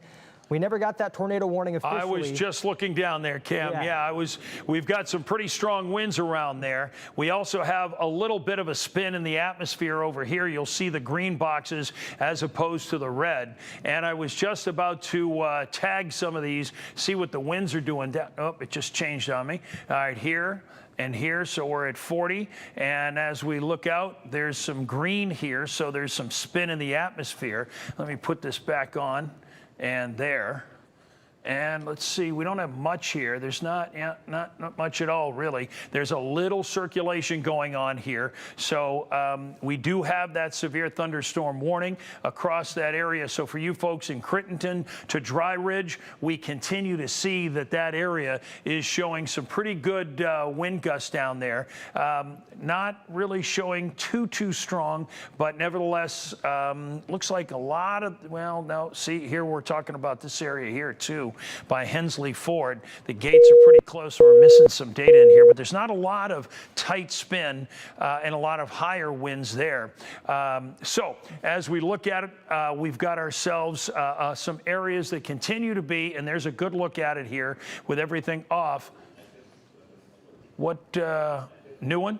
I'm going to see if maybe it's just an update. Issue severe thunderstorm warning, possible tornado with the one in, where is that? Oh, just the massive polygon. And I was just about to mention that. Here, if you want to hop over to me real quick, I'm just going to mention this entire polygon, as Steve was going up and down the lines, no particular area had tight rotation, but there are several areas with rotation, with the appearance of it possibly happening there from Owenton to Dry Ridge, a little bit more north of Dry Ridge. You've obviously got the tornado warning up there in Warren and Clinton counties. So at any point in time, especially with the history of this storm producing several confirmed tornadoes just to the west of us, obviously treat this as such that at any point as the strong portion of this moves over you, you could have something drop down along with the gusty winds that are going to be pretty damaging, Steve. Yeah, reason why I wanted it back is that update that we got is for this. It's the brand new polygon that is now out for a portion of the area. You'll see it now takes in this area of Highland County. So we have a severe thunderstorm warning until 2 a.m. for that and for Clinton County. Those two areas, that's where we have the severe thunderstorm warning that's been extended. So here's the tornado warned area, and then we have the severe thunderstorm warning, and again, it's been extended out to give everybody notice. And keep in mind, when they give notice, we're under a tornado watch, and when these warnings go off, that is when the emergency emergency managers will flip the switch to the sirens. So I'll take a second just to remind you folks that are probably watching us in Clinton County, parts of Highland County. That includes Hillsborough and just outside of Wilmington. Yes, if you're dialing us in now, there is an active tornado warning, but it is not in your area right at the present time.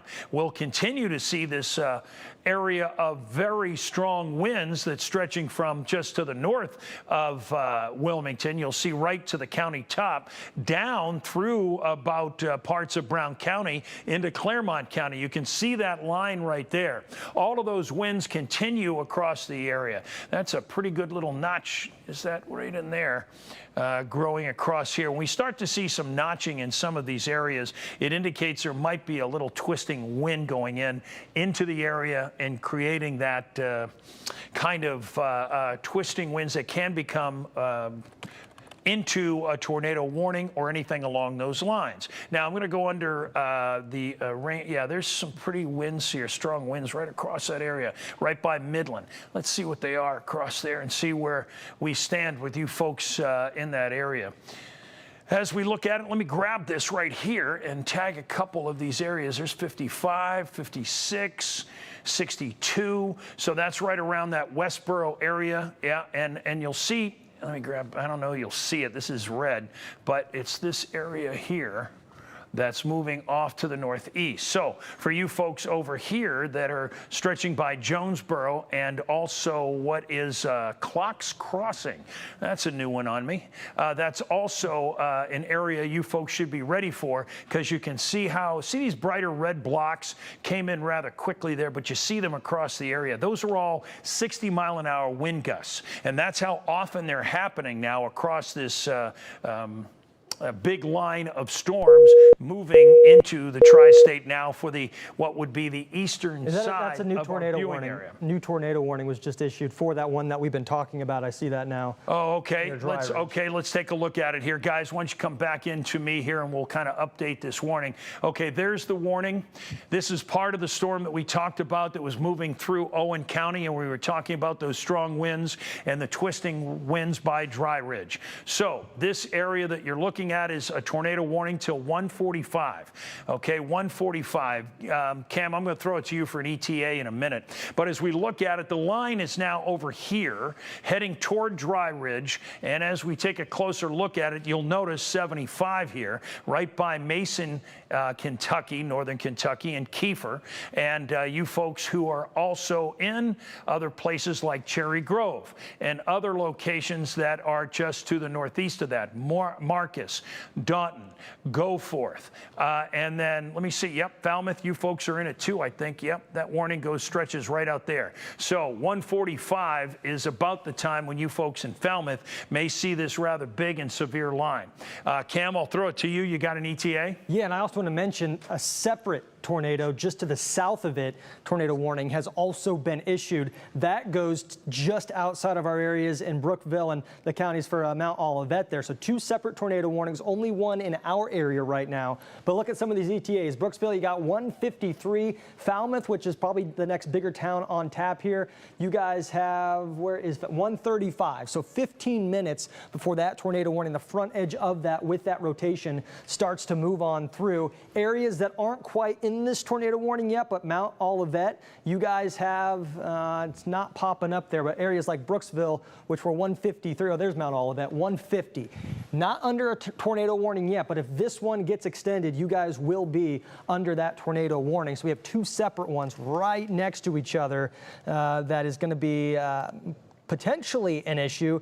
Not very often do you have them that close, especially if they're kind of coming together. We'll see what happens as they interact with one another.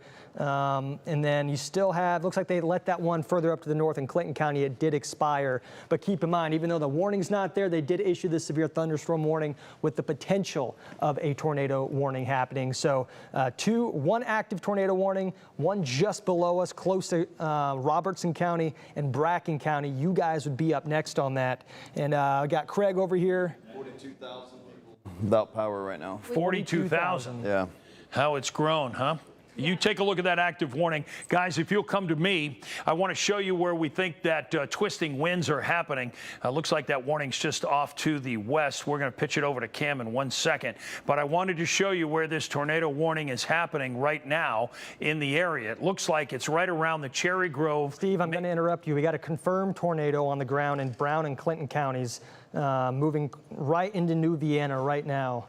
Brown and Clinton County. Yeah, so New Vienna just moved past Fayetteville, so just to the northwest of Hillsborough there. But this is for Brown, Clinton, Fayette, and Highland counties, kind of portions of all of them. It's pretty much out of Brown County now, so if you're in Brown County, it just went over you. But Clinton counties and also into Highland County, you guys are under that confirmed tornado warning. That tornado is on the ground as we speak.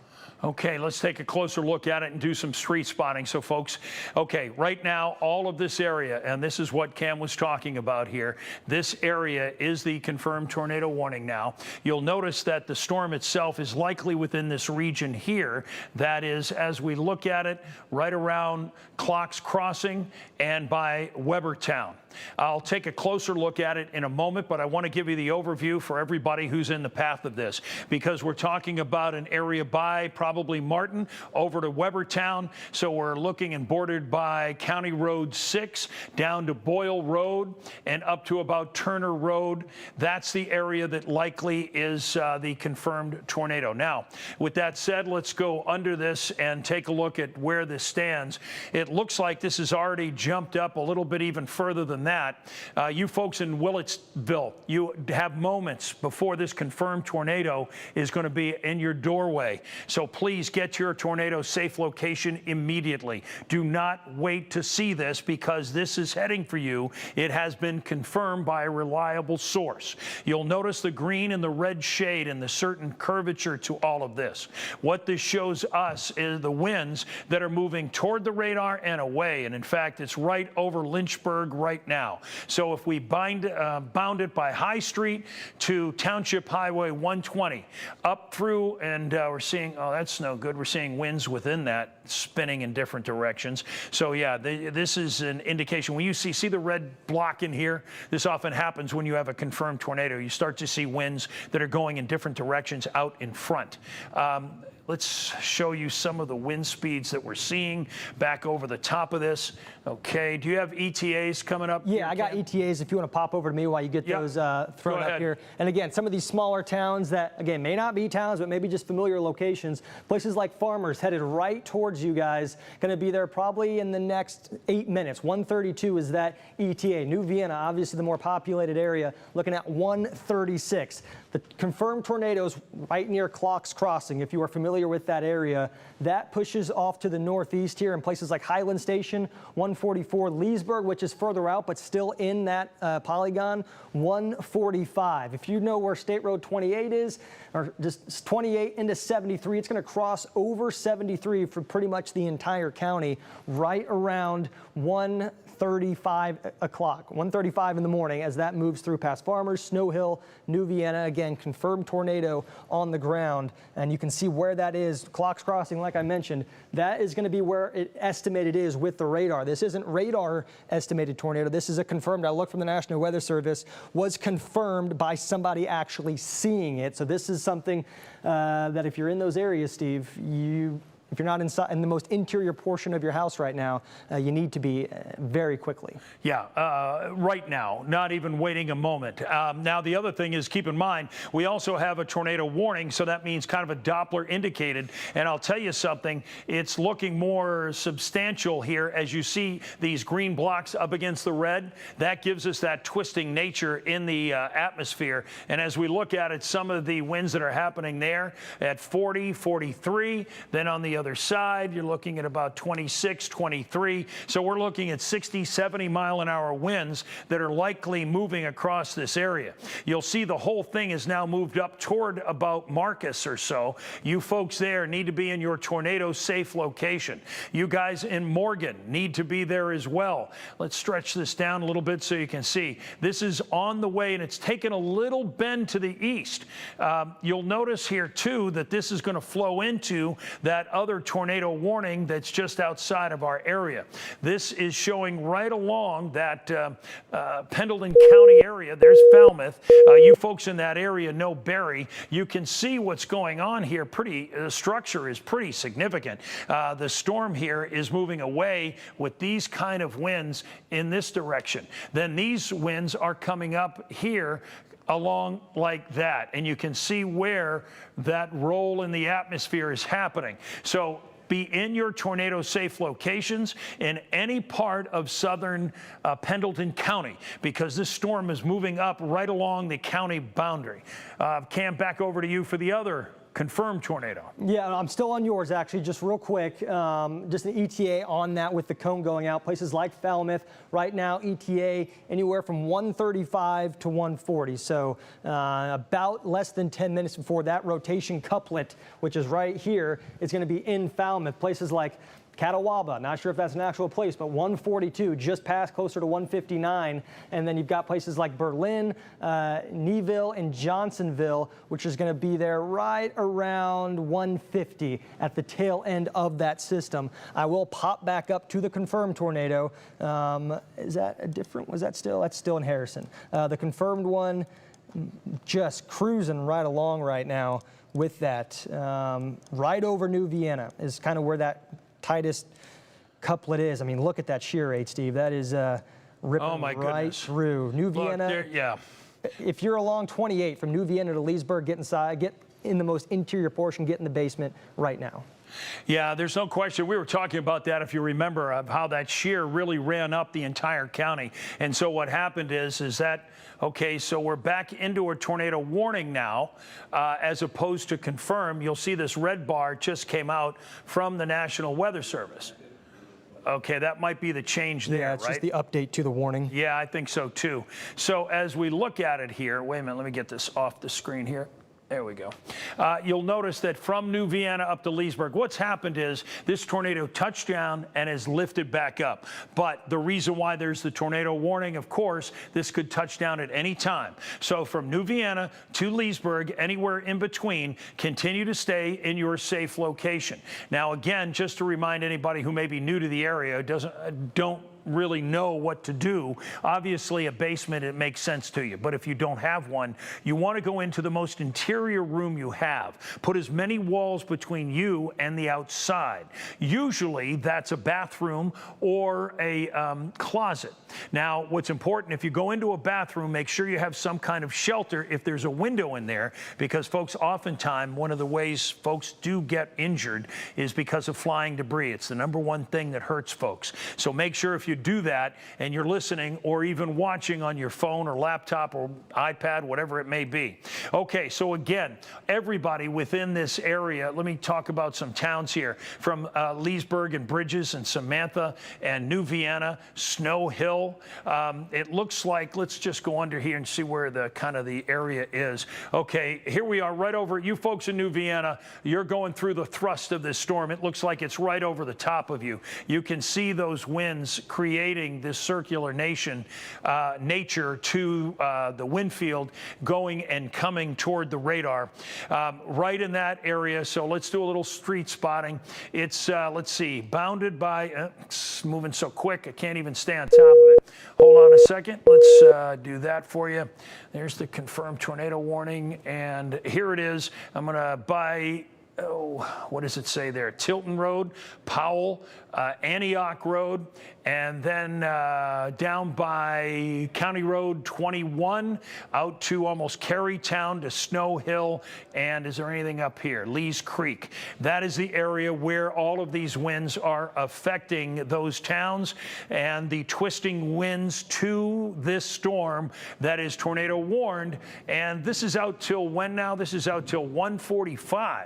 So we're talking about something that's going to be around for about the next 15 minutes as it continues to move to the northeast. Tornadoes generally, not always, but generally move from southwest to northeast. So folks who are up in this corner of Clinton County, just to the south of Sabina, you folks in Sabina, I would get into your tornado safe location, even though technically you're not in the zone of the warning. That storm will start moving up very close to you. And folks who are especially what would be probably southeast of Sabina, you folks will be hit by this. As we look at the rest of the map, we continue to see these severe thunderstorm warnings across the area. It looks like this is this new down here?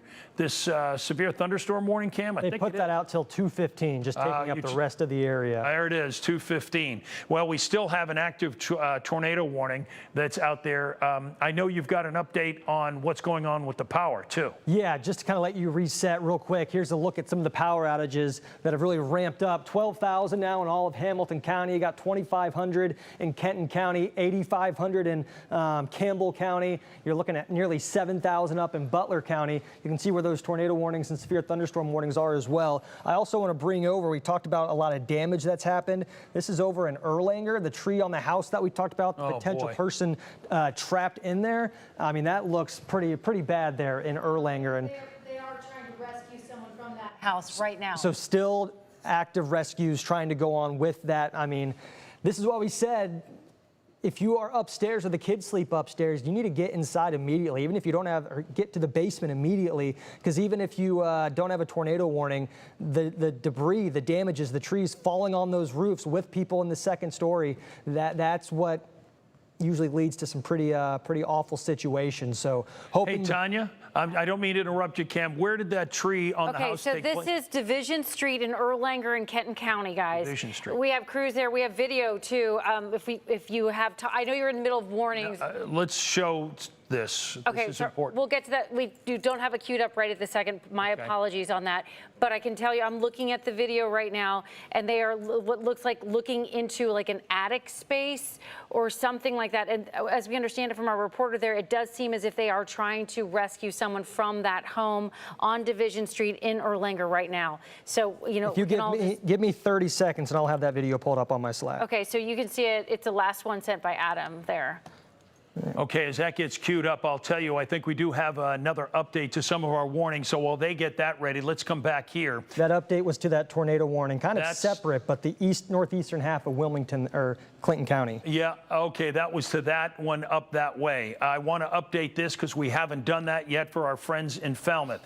You are about to go under the gun with this line of storms.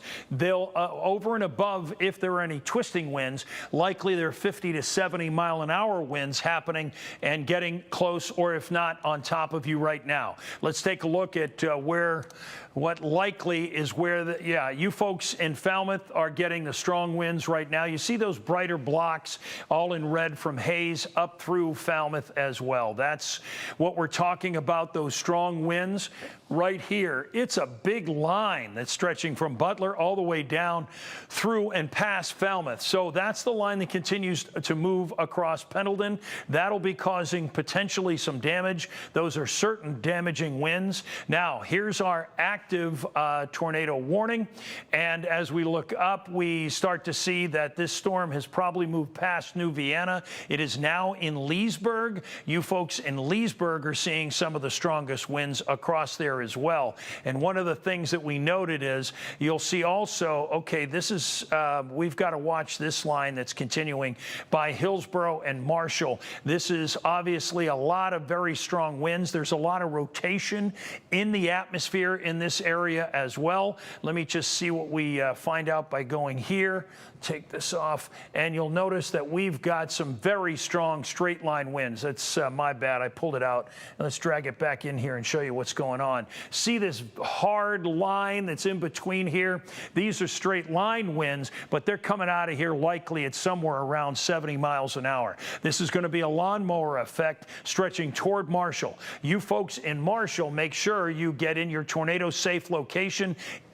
Even though you're outside of a tornado warning, it's going to be damaging strong winds. And we already saw what happened in Erlanger. You don't want that happening up to Marshall. Get into a safe location now. Cam. We do have that video ready to go if you guys want to take a look at it. There it is right there. And you can see the firefighter up on a ladder. That is the base of that tree, a big tree, very large tree that has fallen onto that house.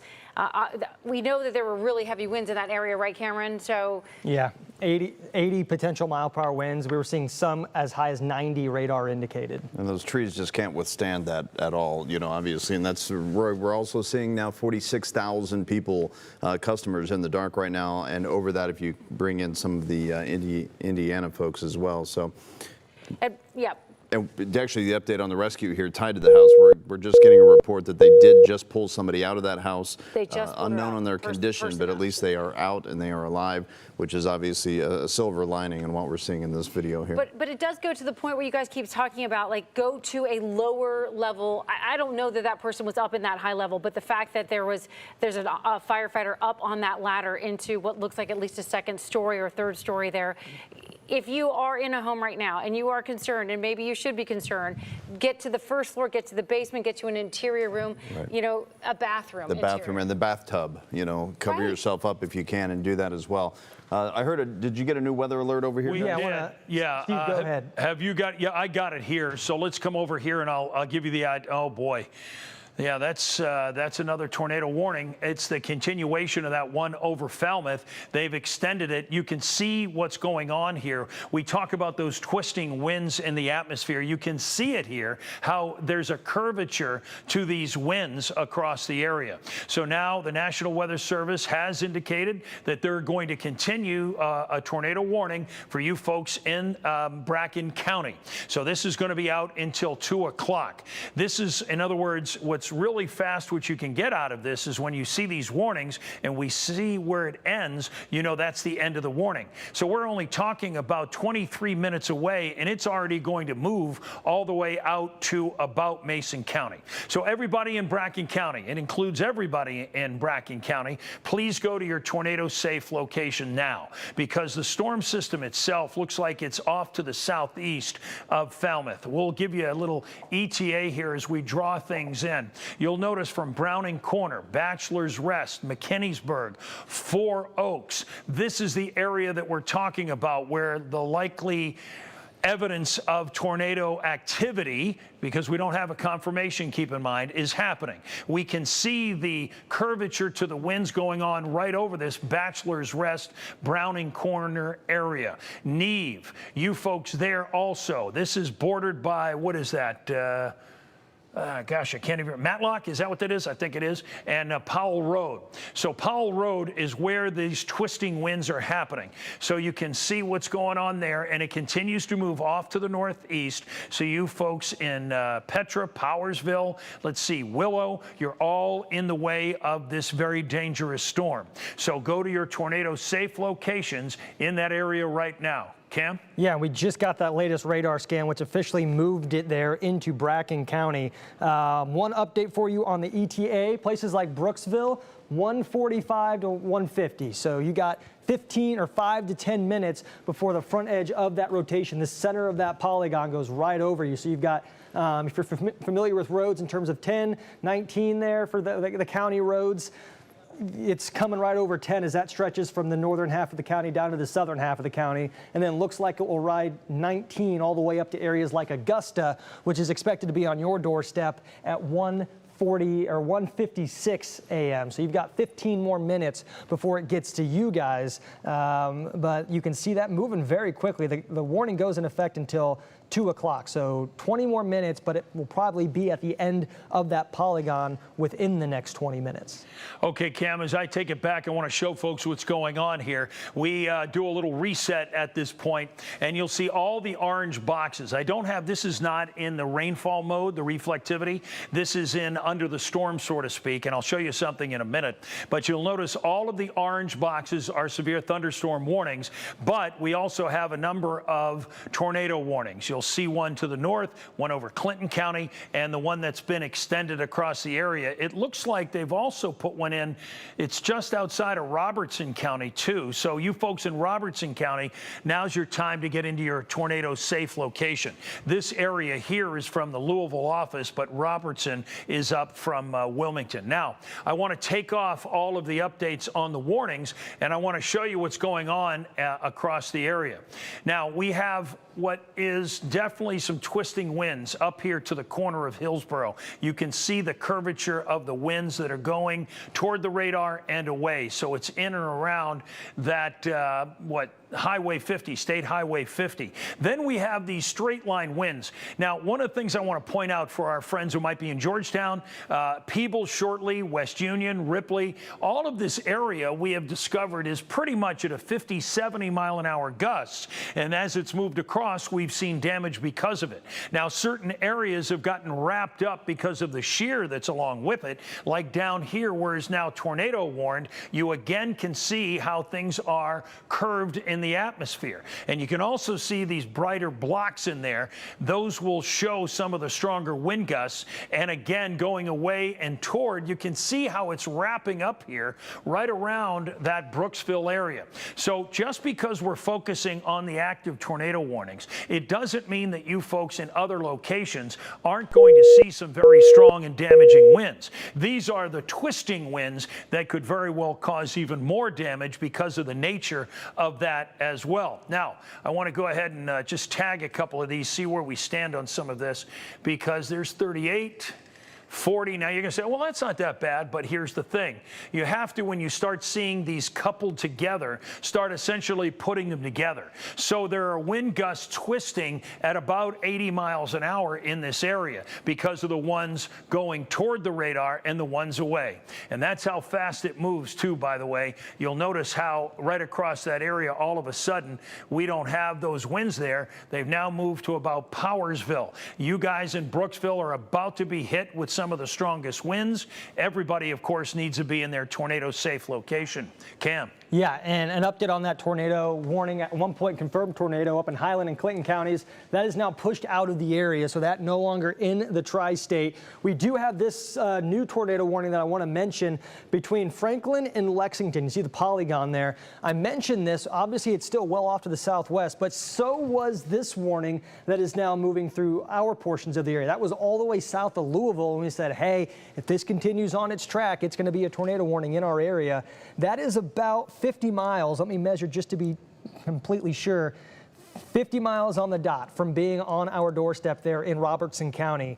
If that probably goes through one, maybe two more advances with the tornado warning getting extended, then that's going to be another one that goes through Robertson County. And then maybe the second one in less than an hour for Mason County if this current one in Bracken County gets extended into Mason County. So by no means are we done with this severe weather just yet. Even after this little bout moves further off to the east, we could be dealing with another quick round that moves through the southeastern portions there of the tri-state.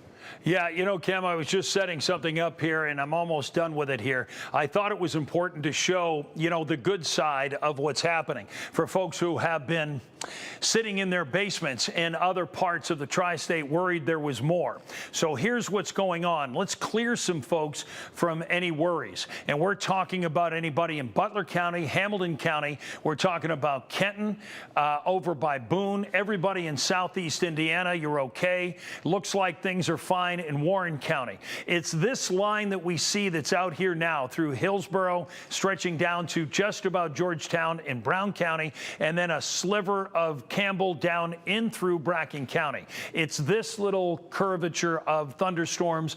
That's the severe weather.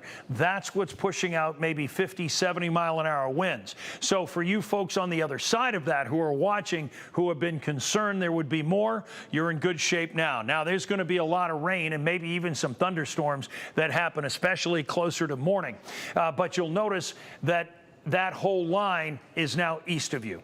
So again, Butler, Warren, Hamilton, Kenton, Boone, everybody in southeast Indiana, you're going to be okay. And things will be better at this point. Yeah, you got something, Craig? And just quickly update on that Erlanger home where the rescue took place. Sure. We're getting an update. There were actually 3 people in the home at the time.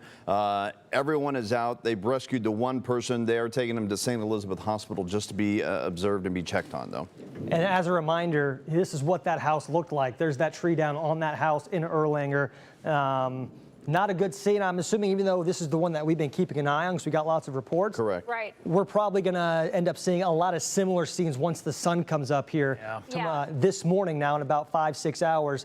There's going to be a lot of destruction with these 70 to 80 mile per hour straight line winds that everybody saw. Let me also mention, that there's a tree blocking Route 42 in both directions, north of Beaverlick, just south of Richwood Road. Emergency crews are on the scene. They are trying to cut it up and get it out of the way so people can That's one of the main spots we were keeping an eye on earlier on 42. I said if you live from north to south on 42, that's going to rip right through that area. And unfortunately, the damage was done there. And Steve, you have that pulled up, and they're still dealing with a lot of heavy rain too. Yeah, that can't be fun for the folks who are trying to get this done. Look at the radar that's there. The yellow, the oranges, even some reds are showing up. In other words, there's intense rain going on all across that area. So the first responders, hats off to them tonight. Of course, whether fire, police, or Department of Public Works, they're working for you. And in Beaver Lick, it can't be too fun right now because of what's going on there. And while there's no severe weather, thankfully, you'll see the torrential rain that's happening across there. Speaking of that, let's just take a quick look at how much rain has been falling across the area. Now, these areas, keep in mind, you've got to look out to really the west. This is the 3-hour break. So the areas that have been hit hardest, there's still, gosh, even in 3 hours, there's been so much rain across here. Hold on a second. Kind of surprising to me. Look at this. We're talking about 2 inches of rain in a lot of that area, 1.5 inches, 2 inches as well, and likely the same idea up in southeast Indiana. So this is the last 3 hours. So boy, it's been coming down. This is the kind of weather now that's going to lead us into the overnight. And I'll just mention this about the fact that we do have a flood watch out. The flood watch is out for us. And as we consider it for tonight, we're looking at that heavy rain across not just our area, but the region. This is the slight risk, and I would call it more than slight now, but this was earlier from the Weather Prediction Center saying that this was going to be a problem for us. And now we're only at about just ahead of 2 o'clock, and we're seeing these kind of rainfall estimates at the moment. And we're going to continue to see maybe another inch, maybe more in some areas. So be very careful if you're up with us now and you're concerned and you're going to bed, because we cleared a lot of you in the morning. If you normally go through a swell area of a roadway and everything else, if there's a flood sign or a road closed, do not go into it. It doesn't take much to move your car. Cam? Yeah, and I think Tanya and Craig want to say something, but real quick, just an update on this tornado warning in Bracken County. You still see a little bit of that rotation making its way through. That's extended until 2 a.m., so about 10 to 15 more minutes of that. Then it's going to be right up into Ripley, probably about 2 o'clock, 2:05. You see it getting a little bit closer if you're in Ripley. Even though it hasn't been extended into your area, you're at least going to have some pretty big issues. And then one more update. I talked about that tornado warning that was in between Frankfort and Lexington. Right now, they have just extended the severe thunderstorm warning to just the far southern portions of places like Robertson County, I believe that is. Yeah, Robertson County. So not quite into that area, but that could fire back up. But right now, the only tornado warning that we're keeping an eye on is the one here just out of Bracken County, getting ready to go into Brown and Mason County. Tanya and Craig, did you have something there? We're looking at close to now 48,000 customers in the dark. And just a reminder, though it should go without saying, if you start going out to assess your property right now with this much of a power outage issue, obviously those down lines, you don't know if they're live or not. So just take extreme caution when approaching any of these lines when they're down with trees in your neighborhood or even around your own home right now, because safety is obviously a priority. Let me just also mention that if you fear that you're going to lose power, just download the app, right? Download the WCPO app, because then you can stay with us on your phone while you're in your basement or wherever you are and you need to be. And if you lose power, no problem. We're still there. And then you can keep track of what's happening with these terrible storms. Absolutely. Guys? Yeah, thanks, guys. As we look at things, I was just thinking about that as we were mentioning coming to the 2 o'clock area. This is about when we said most of the severe weather would be leaving the tri-state. It got delayed, but boy, it came in strong and hard start a little late, but unfortunately, right as we were forecasting, Mother Nature had planned. As we look at it here across the tri-state right at the moment, you'll notice the active warnings, and let's do a little kind of update here and a reset so we can show you what's going on. We have got across the area now all of these severe thunderstorm warnings in yellow, and we're still looking at active tornado warnings. We're looking at one down in through here into northern Kentucky. Now, I mention this because you folks in Maysville haven't had anything happen. For that matter, Ripley as well. You've had some rain around. That's it. Now it's your turn, unfortunately, and this is a very strong and powerful storm that's heading your way. Currently, you are under a severe thunderstorm warning. You'll see until 2:15. We're talking about a possibility, though. You'll notice this warning until 2 o'clock. We'll see how the Weather Service makes up their mind with this particular line.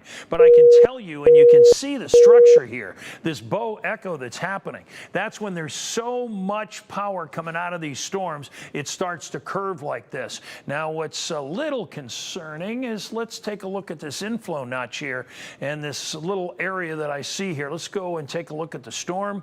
We're looking at right about that area is where some twisting winds are happening, right at the edge of the polygon. Now, this was supposed to kick off at 2 o'clock, and we're at 1:52 just about. So I'm wondering if the Weather Service will extend this tornado warning. Be safe. You folks in the Ripley area, go ahead to your tornado safe location now. We're talking about some very strong winds and twisting winds in this area. Let me take a look at the shear. All right, the good news is the shear is not as strong. Let's see what happens here. This might be this extension. What do you think, Cam? I think they actually issued a tornado warning for Brown, Adams, and Mason County. Brown, Adams, and Mason. So that would be the extension of this warning. They did then. extend it, yes. Okay, so, it went a little bit more north. Okay, let's come back here. I got it here set up for you. Here's the new warning. Okay, the storm itself, you'll see what's happening. See what's going on here, starting to create more shear going northward. So this storm is taking a little jog up here, this tornado-warned storm. This is what I mean by you folks in Ripley. Now in Georgetown, get in your tornado-safe locations right now. Don't wait, because this storm is moving very quickly. In fact, an ETA estimate, Cam, when you get a second. Yep. But as we look at things, you'll see the lightning field starting to propagate up to the north. Another sign that this storm is jogged a little bit more northeast. So that's why the Weather Service has put everybody here, and that includes out to Winchester, out to West Union, in this tornado warning now out till 2:15. So you need to do this quickly because that's how fast this storm is moving. We're talking about, what, 22 minutes, and this storm's going to be up by Winchester and West Union. See how the shear is increasing, by the way? We only had these little areas, and if I pull it in really tight, look at this, just barely you can see it, but if you look, there's a little red spot in there. This whole area by Center Point, Lavana, down through Stringtown, Redoke. You see, you'll notice how this is now coming up into the northeast, and that's why you folks are all in the tornado warning from Russellville and stretching other locations. Cam, little ETA update. Yeah, you mentioned Winchester. Winchester right now expected to be there right around 2:10, so 10-15 minutes before it's on your doorstep. Georgetown now, Ripley now. It's over you guys with that tornado warning. Places like Peebles, which is under the severe thunderstorm warning, but just out of the tornado warning box, you guys are looking at about 2:20. Now, what I want to do real quick is I'm going to put on the filter that allows for... That's lining up pretty good. Can you guys do a 2-box? This will really help. See, here's the shear. Here's Ripley. And then point out Ripley on that map because it's a little far away. There's Ripley there. See where that red and green areas are starting to wrap up? We're seeing the rotation and the wind field starting to spin very strongly. You folks in Ripley, you're going to see a very strong storm. A tornado-warned storm. Did it have a possible in it at all, Cam, when it came out? It did not, that I believe, at least. It just said... Let me say this. Make sure you're in your location now. Do not wait for the storm. I'm sorry, interrupted. Please, Cam, continue. Yeah, no, just getting into some more of these smaller towns for that ETA with this tornado-warned system. Places like Neal and Decatur, right along County Road 125. Looks like County Road 125 goes from West Union all the way to Georgetown. If you are in that area, if you are on that path, that is going to be at you. Places like Decatur, it says 204, less than 10 minutes. That's how long you have to get to the most interior portion of your home. Get to the basement if you can, as you still see that, especially there near Ripley. Got some pretty good bright colors there coming together. That's what we look for and what Steve was showing with that shear rate really coming together. Places like Cherry Fork as well, a little more well known. You guys are looking right about 205, so a little bit longer for you guys, but that rotation's getting a little bit tighter, which is something we do not want to see. All right, here's something we do want to see. Take a look at where we stand right now. He's talking about clearing counties, and this is some good news. You'll notice that Southeast Indiana, Hamilton County, Butler County, all out of the tornado watch now. Keep in mind this watch for some out until 4 o'clock, but I would suspect shortly we're going to see Hamilton County and some of northern Kentucky out of the woods as well. Still, though, the yellow shaded areas all under a severe thunderstorm warning, and then selectively in some spots down through Brown, in through Adams, down through Bracken. You folks in Maysville, go ahead and get in your tornado safe location. Let's be proactive here. Don't wait for the storm to move to you. This lineup that we have around here is going to be moving into your area, and it'll be here shortly for you. You folks in Robertson, also the forgotten county of Scioto. You folks are in that in between of not quite Columbus, not quite us, but we always talk about Scioto County as well. The radar, of course, will show us that line that's still setting up in some locations. It's still very strong, that Bow area across Brown. It'll be moving into Adams County. You folks in Adams County haven't had much going on, but boy, you're going to get in on the party, because you'll see from West Union down to Manchester, you're in that tornado warning. You folks in Peebles, this is going to make it to you, this strong line.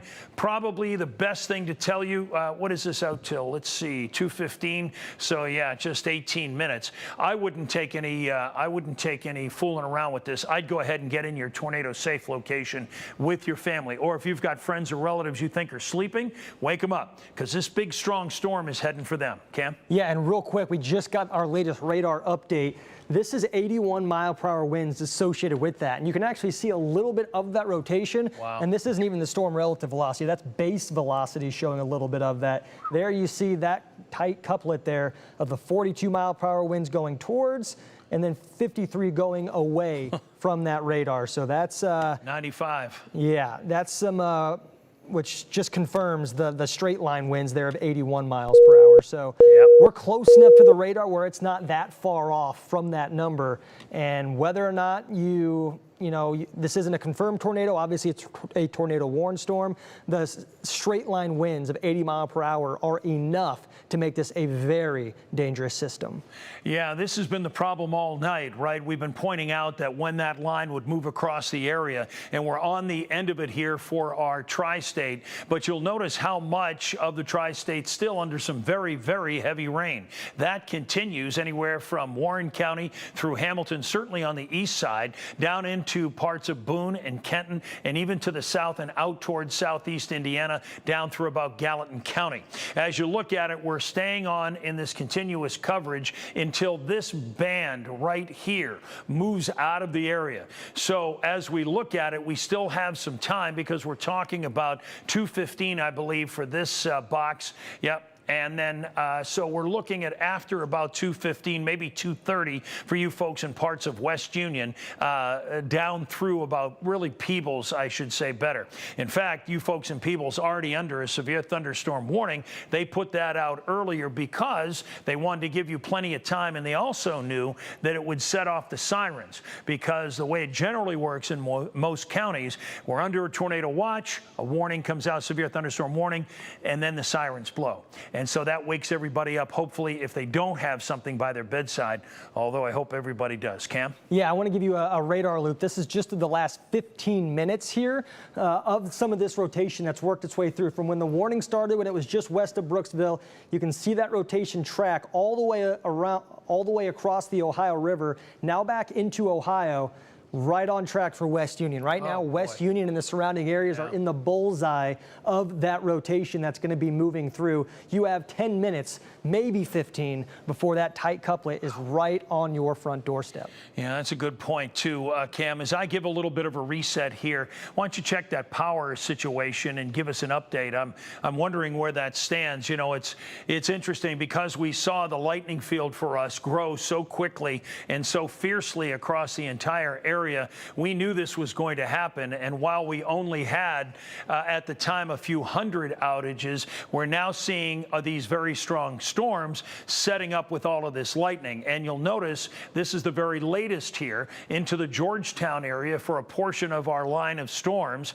Let me put up the counter here, and we're talking about 113. Let me bring it in even tighter. So this is over Russellville, Georgetown, 72 strikes in 15 minutes. So, yeah, that is a problem. You got an update, Cam? Yes, several counties either at 10,000 or above 10,000 power outages, and we expect these to continue to climb. Wow. Pretty much Boone, Kenton County, Campbell County, Boone County right around 10,000, Hamilton County at 10,000, Claremont actually above that at 12,000. So a more rural county having more power outages, never a good thing.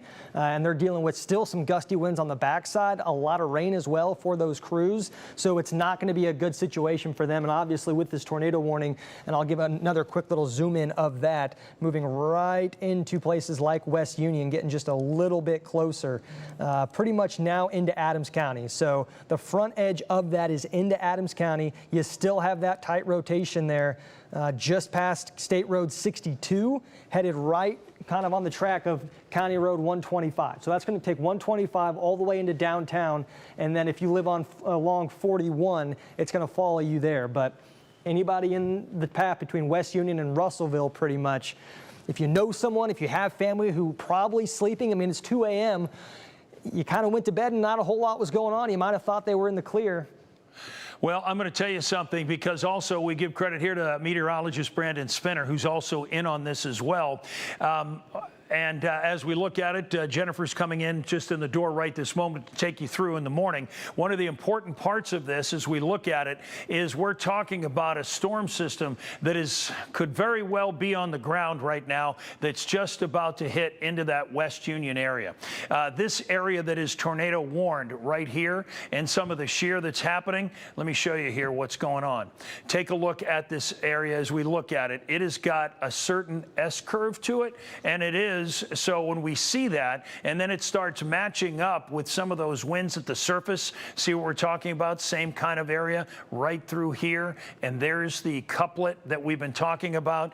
You folks in West Union, don't fool with this storm. This could have a storm that maybe has touched down, whether it's briefly or there's a funnel cloud associated with this.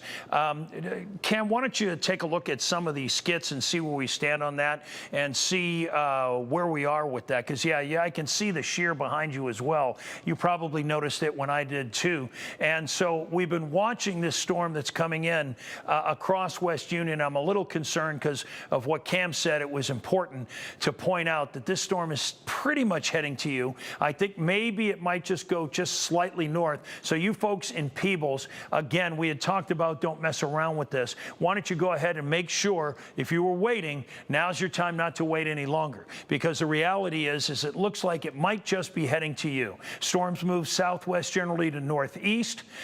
You can see the lightning field start to increase out in front of the storm. If we sat here and waited just a little bit longer, I think we would even see this thing start skipping in between maybe Westchester and West Union.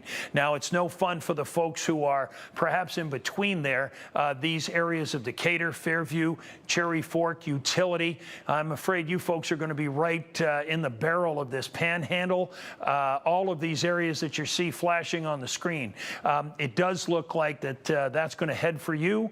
Over to you, Kim. Yeah, the skits aren't popping up, at least anything new over that. We expect probably in that next radar return to get one there that will give us some more information. But the tight couplet there is still present for that one heading right towards West Union. So I'll get rid of some of this backscatter here and get a better idea.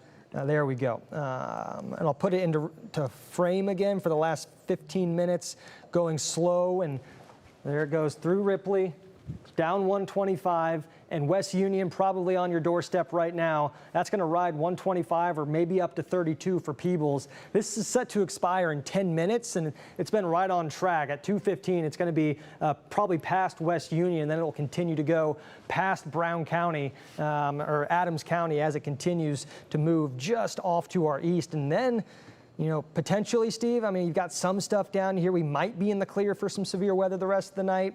That's the hope. But obviously, we're still pretty concerned with that tight rotation and the shear rate that we've been seeing headed right towards west. Let's add to that because there are so many components to determining, and meteorologist Jennifer Ketchmark is in as well. And she just pointed out an important part. There are some products that we have that give us an idea of whether or not there's any debris or things have been kicked up because of the storm, and there doesn't seem to be one. Now, the only other situation is the fact that it's a highly rural area, but there's probably some trees around there and other kind of vegetation that we might be able to see. Thankfully, this does not look like it's going to be moving dead center to the highly populated areas between Winchester and West Union. Now, again, for you other folks in Fairview, Cherry Fox, Seaman, Unity, get in your tornado safe location if you're watching us right now. This is what we hope, as Cam was talking about, going to be maybe our last look at some severe weather for tonight. As we look at it at the moment, I'm still waiting on maybe some of these other counties being cleared, and I'm hopeful about that from the National Weather Service here shortly. But I would say that your severe weather likelihood is very slim, if at all, because this whole line has taken all the energy out of the atmosphere. Now, that's not to say, and we talked about this, there wouldn't be other thunderstorms around, and you'll see what's happening over here in Boone County. And there's a torrential amount of rain all throughout here too. Now, the upside is, and the good news, is out here in southeast Indiana, you'll see we're starting to see some drying that's going on. Eventually, what's going to happen is all of this is going to move off, and it's going to continue to move that way over the course of tomorrow. The problem is we're going to see an area of low pressure develop and start coming in, and what it's going to do is essentially make all of the line that is causing rain and storms kind of push back. And as a result, with that, we'll end up seeing stalling over us, and that's where we're going to end up seeing all of really high end of rainfall that we've been talking about, 5-7 inches or perhaps more in some locations. Cam? Yeah, Tanya and Craig, seems like you guys are ready to... to go to, or it's okay for a moment for us to go to something else. So we've been talking a lot about what's happening in Erlanger, where on Division Street there was indeed a tree that went onto the house, and then someone had to be rescued from that house. We understand that that person was on the second floor of the house at the time, and there were 3 people in the house, but only one needed to be rescued. Right. 2 of the people were able to get out, and they were safe. Everyone is being looked at, though, just to make sure everything's okay, being transported to St. Elizabeth Hospital. Marlena Lang is out on the scene right now. Marlena, what can you add to this story? Well, Craig and Tanya, you really covered it. I don't know how well you can see it behind me given how dark it is, but that tree did fall on the house pretty much straight on.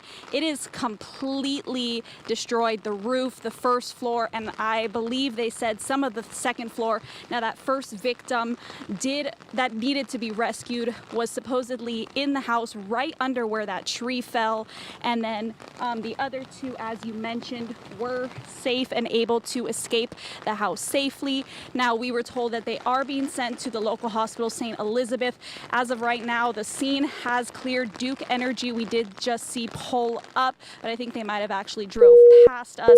They said that the house has been cleared because if the tree falls any further, because everyone is out, it is all good, and the utilities have been taken care of, so nothing, sparks because of the rain and exposed wire. But with that, I'll send it back to you.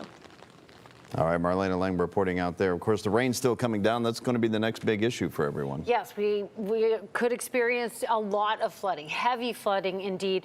Steve Raleigh, you are on the green screen there. You've been shepherding us through this entire evening. What is the latest? Okay, the latest is we're almost done. We're still watching that area down through Adams County. The box... That is them expiring the tornado warning, it looks like. It is, and there you have it.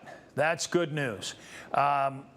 I've got to say, though, look at the nature of the structure of this, guys, and you'll see the bowing nature to this. There's still some very strong winds. And as we've already found out tonight, you don't have to be in a tornado warning to get damage. And as a result, you folks in Peebles know this. There's going to be some really strong winds, damaging winds likely heading for you here in the next few minutes. Once this line clears and starts to move out, this is going to likely end our severe weather. Cam, wouldn't you agree? Yeah, 100%. You know, I was looking down here to the south, closer to places like Lexington. They're not done yet. I mean, you've got places that still have tornado warnings happening. This has happened too much to the east, further off to the south, that even if these continue, that's not going to be in our area. So good news for us, bad news for our friends down to the south as they continue to get pummeled. But this expires at 2:15. In 4 minutes, we should be good to go with the tornado warning. But also, like Steve mentioned, you're still looking at 50 to 60 mile per hour winds, not even at Peebles yet. So Peebles, you're the last one on this map, on our area, that's going to get hit with these. Luckily, they're not the 80 to 90 mile per hour winds, which we saw earlier, but still severe enough to have the warning to create damage. Can still topple over trees, especially with as saturated as the ground is. And that's going to be something we keep an eye on for the next few days. We have another severe threat tomorrow, I guess today.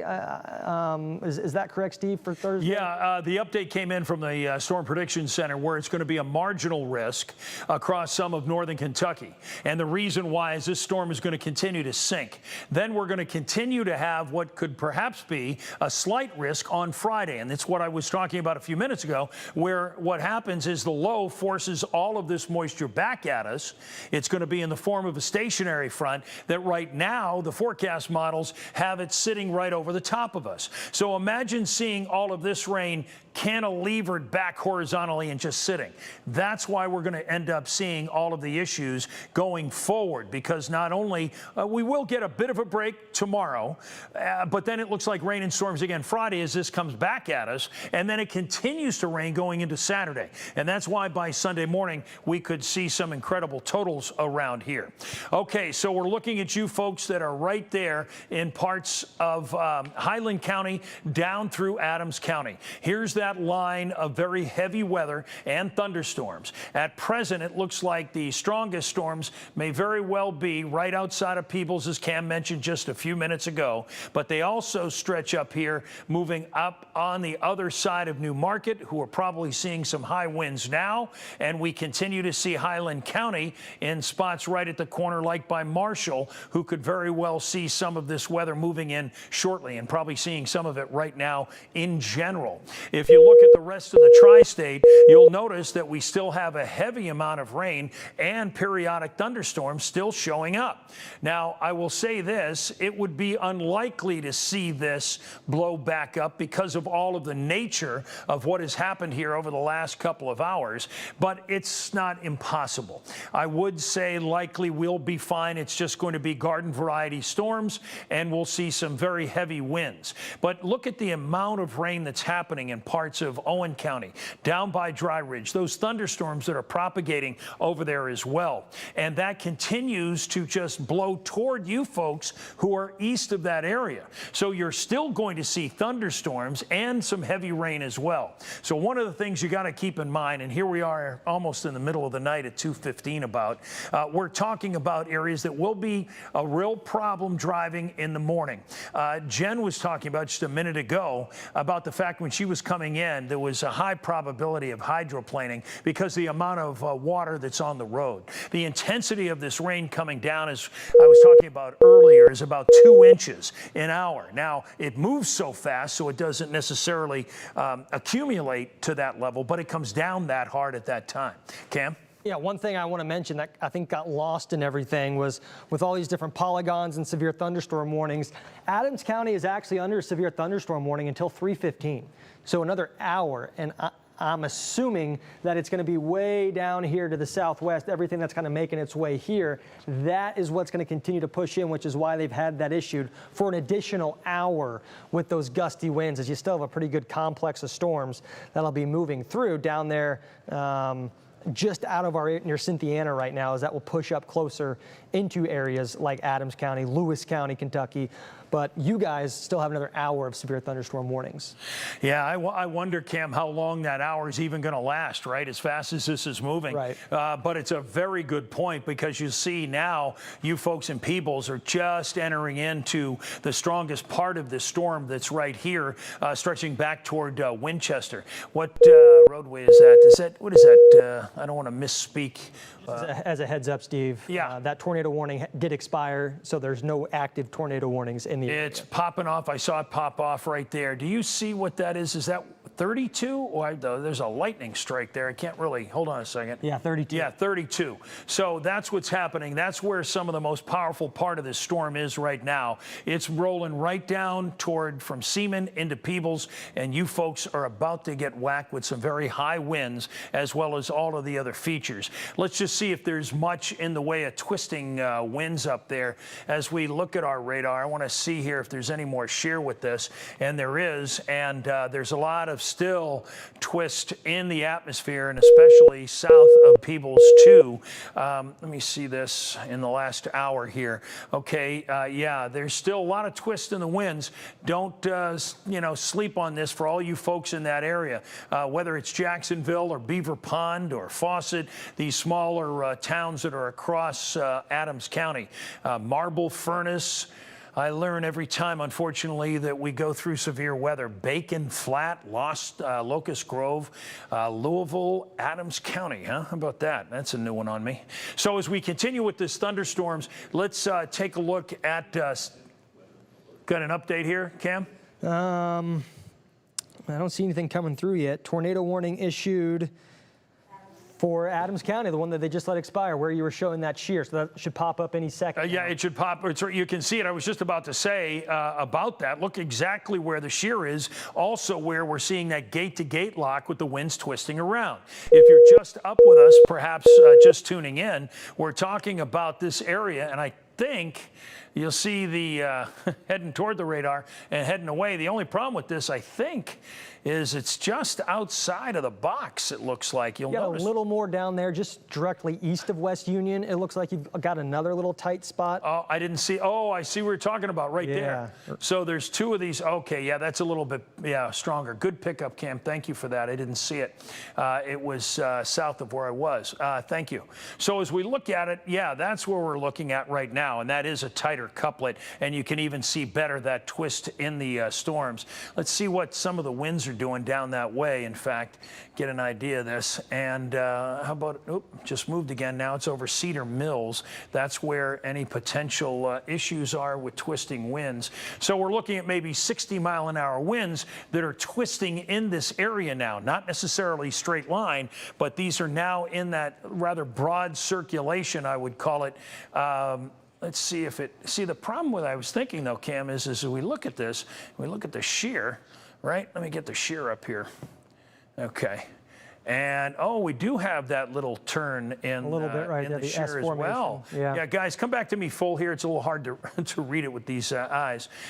So as we look at it here, let me do this and break that off of there. And as we take about a check of that, this area here, you see that? Now we're talking about all of that kind of twist. When we start seeing a little S shape in this, right like this, it's almost perfect.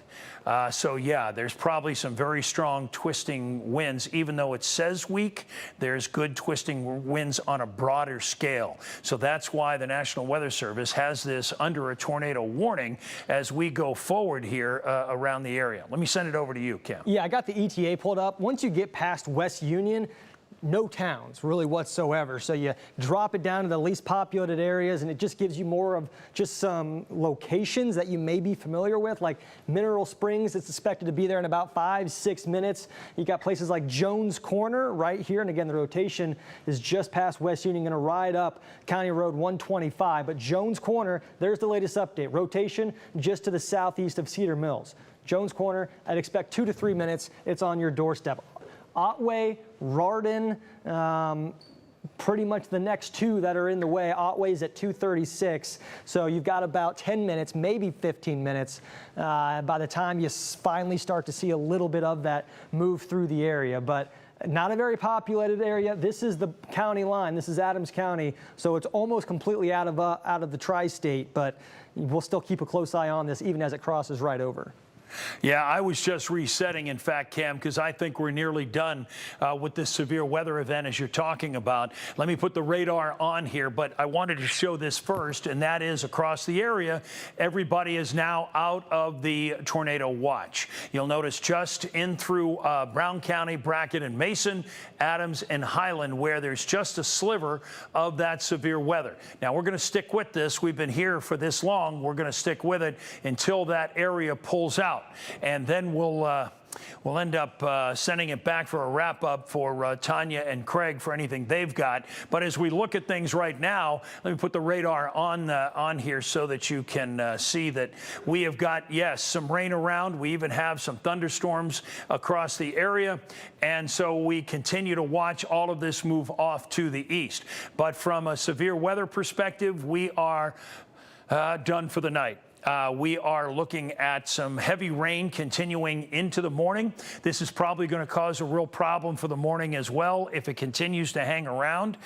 It was looking like from the models earlier today that it'll be fading at about 5, maybe 6 o'clock in the morning.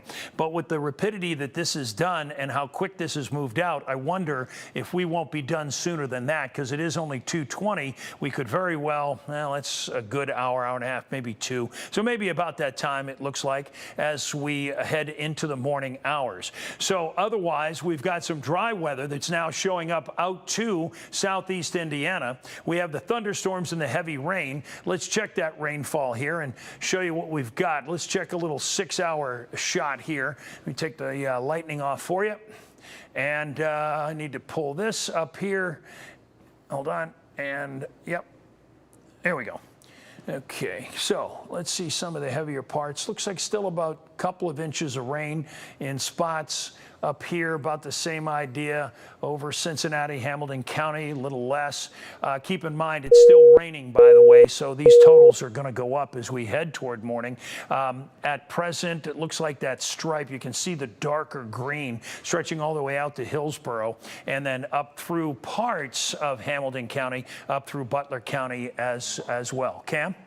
Real quick, just as we kind of wrap things up here, and Steve, you're getting ready to probably head on after a long day. You've been here for more than 13 hours, but probably Jen and I will be keeping a close eye on this system way down here to the southwest with the potential for it to maybe scrape across our far southeastern area, but that's still a ways off, probably an hour and a half away from actually happening. But other than that, Steve, like you mentioned, we're good for now. I think so too. It's looking like we're about done, with the exception of just this little smidgen over here by Adams County. Let me go ahead and take all the rest of this off, set us straight here for the tri-state, and then I want to move you over here just to see how we're doing for you folks in Adams County. Let's get that radar back up and show you what's going on.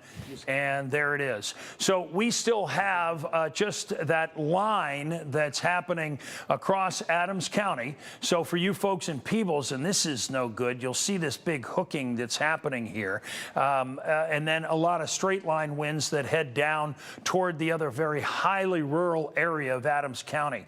Knowing this part, unfortunately having to do this in the past, you'll notice, with the exception of some small towns here, we don't have a lot of real issues. Once this skips over, we're going to be done for the night here, and we're going to end up just seeing some heavy rain across the area. But you'll see this big hook that's here as well, and we're talking about there's the heaviest part of the rotation now moving out of the county, and I'm guessing as we look back, there are some strong straight line winds in that same area. Look at the see that heavy line that's there? That shows you what's going on with this, and then stretches down. We're not seeing that too much twisting, maybe a little bit up here. showing up by Bainbridge out of Highland County, but that's really about it. Cam, I'll turn it over to you. Yeah, and we're keeping. It looks like we got some damage coming in on our news side that we're going to have in, obviously, all throughout the morning show. We're going to start to get some really good clips of that. We've showed you the tree that was down on the Erlanger house and the rescue that had to happen with that. We got some pretty great video with that as that was happening. Luckily, all 3 people that were in the house when that happened are okay, just some minor injuries. The National Weather Service, now we're getting a plethora of storm reports. Obviously, it's dark out right now, but as soon as the sun comes up, a lot of people are probably going to walk out and see a lot of things that weren't there to begin with, or maybe are there that weren't there to begin with, kind of thing. So going to be an interesting morning with a lot of stuff going on. Craig, you guys get anything on your end? No, actually, we were just going to kind of point out the same thing there as we start wrapping up here tonight to let everyone know. Of course, you know, you're looking at over 48,000 people. Duke Energy crews are going to be out and about, very busy tonight. Northern Kentucky, over 13,000, 35,000 plus in Ohio alone. Folks in Indiana, there's going to be widespread damage with trees and power lines and everything as that sun comes up. And we have dispatched our crews to all the locations where our weather team has been telling us that tornadoes were on the ground. We have Sean Delancey headed to Owenton. Jay Warren's up in Warren County, headed in that direction. We have Marlena Lang down in Kenton County in that Silver Lake area where that tree was on the house. Andrew Rowan just coming in now to get a fresh start on covering everything overnight. So a whole new fresh batch of legs and eyes and arms and ears will be out there covering all of this for you. I know a lot of people are probably hoping to fall asleep soon or getting up now, getting ready to get ready for whatever shift they're on today. And so we will be keeping you aware of all of this. Of course, Good Morning Tri-State picks up in just 2 hours from now. Kristen Scovera, Adrian Whitsted, KJ Jacobs, and Jennifer Ketchmark, of course, will be here for that. Absolutely. And of course, the latest updates on WCPO.com. And as always, the WCPO 9 News app. Steve, any last thoughts here? No, just that I pulled up some storm reports across the area. And as you would expect, there's a lot of wind gusts that are likely 50, 60, maybe 70 miles an hour. These are already into the National Weather Service. So as you say, there's going to be a lot when the sun breaks. Yeah, when the sun comes up, we're going to see what kind of damage, and hopefully none of it is major damage. But there will certainly be some damage, and we'll be sure to bring you all of that information as soon as. And feel free, obviously, to report whatever's happening in your neighborhood. When you get up in the morning, feel free to share photos or video, reach out to us, let us know what's going on. We'll come to your neighborhood and report what's going on. We want to know. Thanks to Steve and Cameron for ushering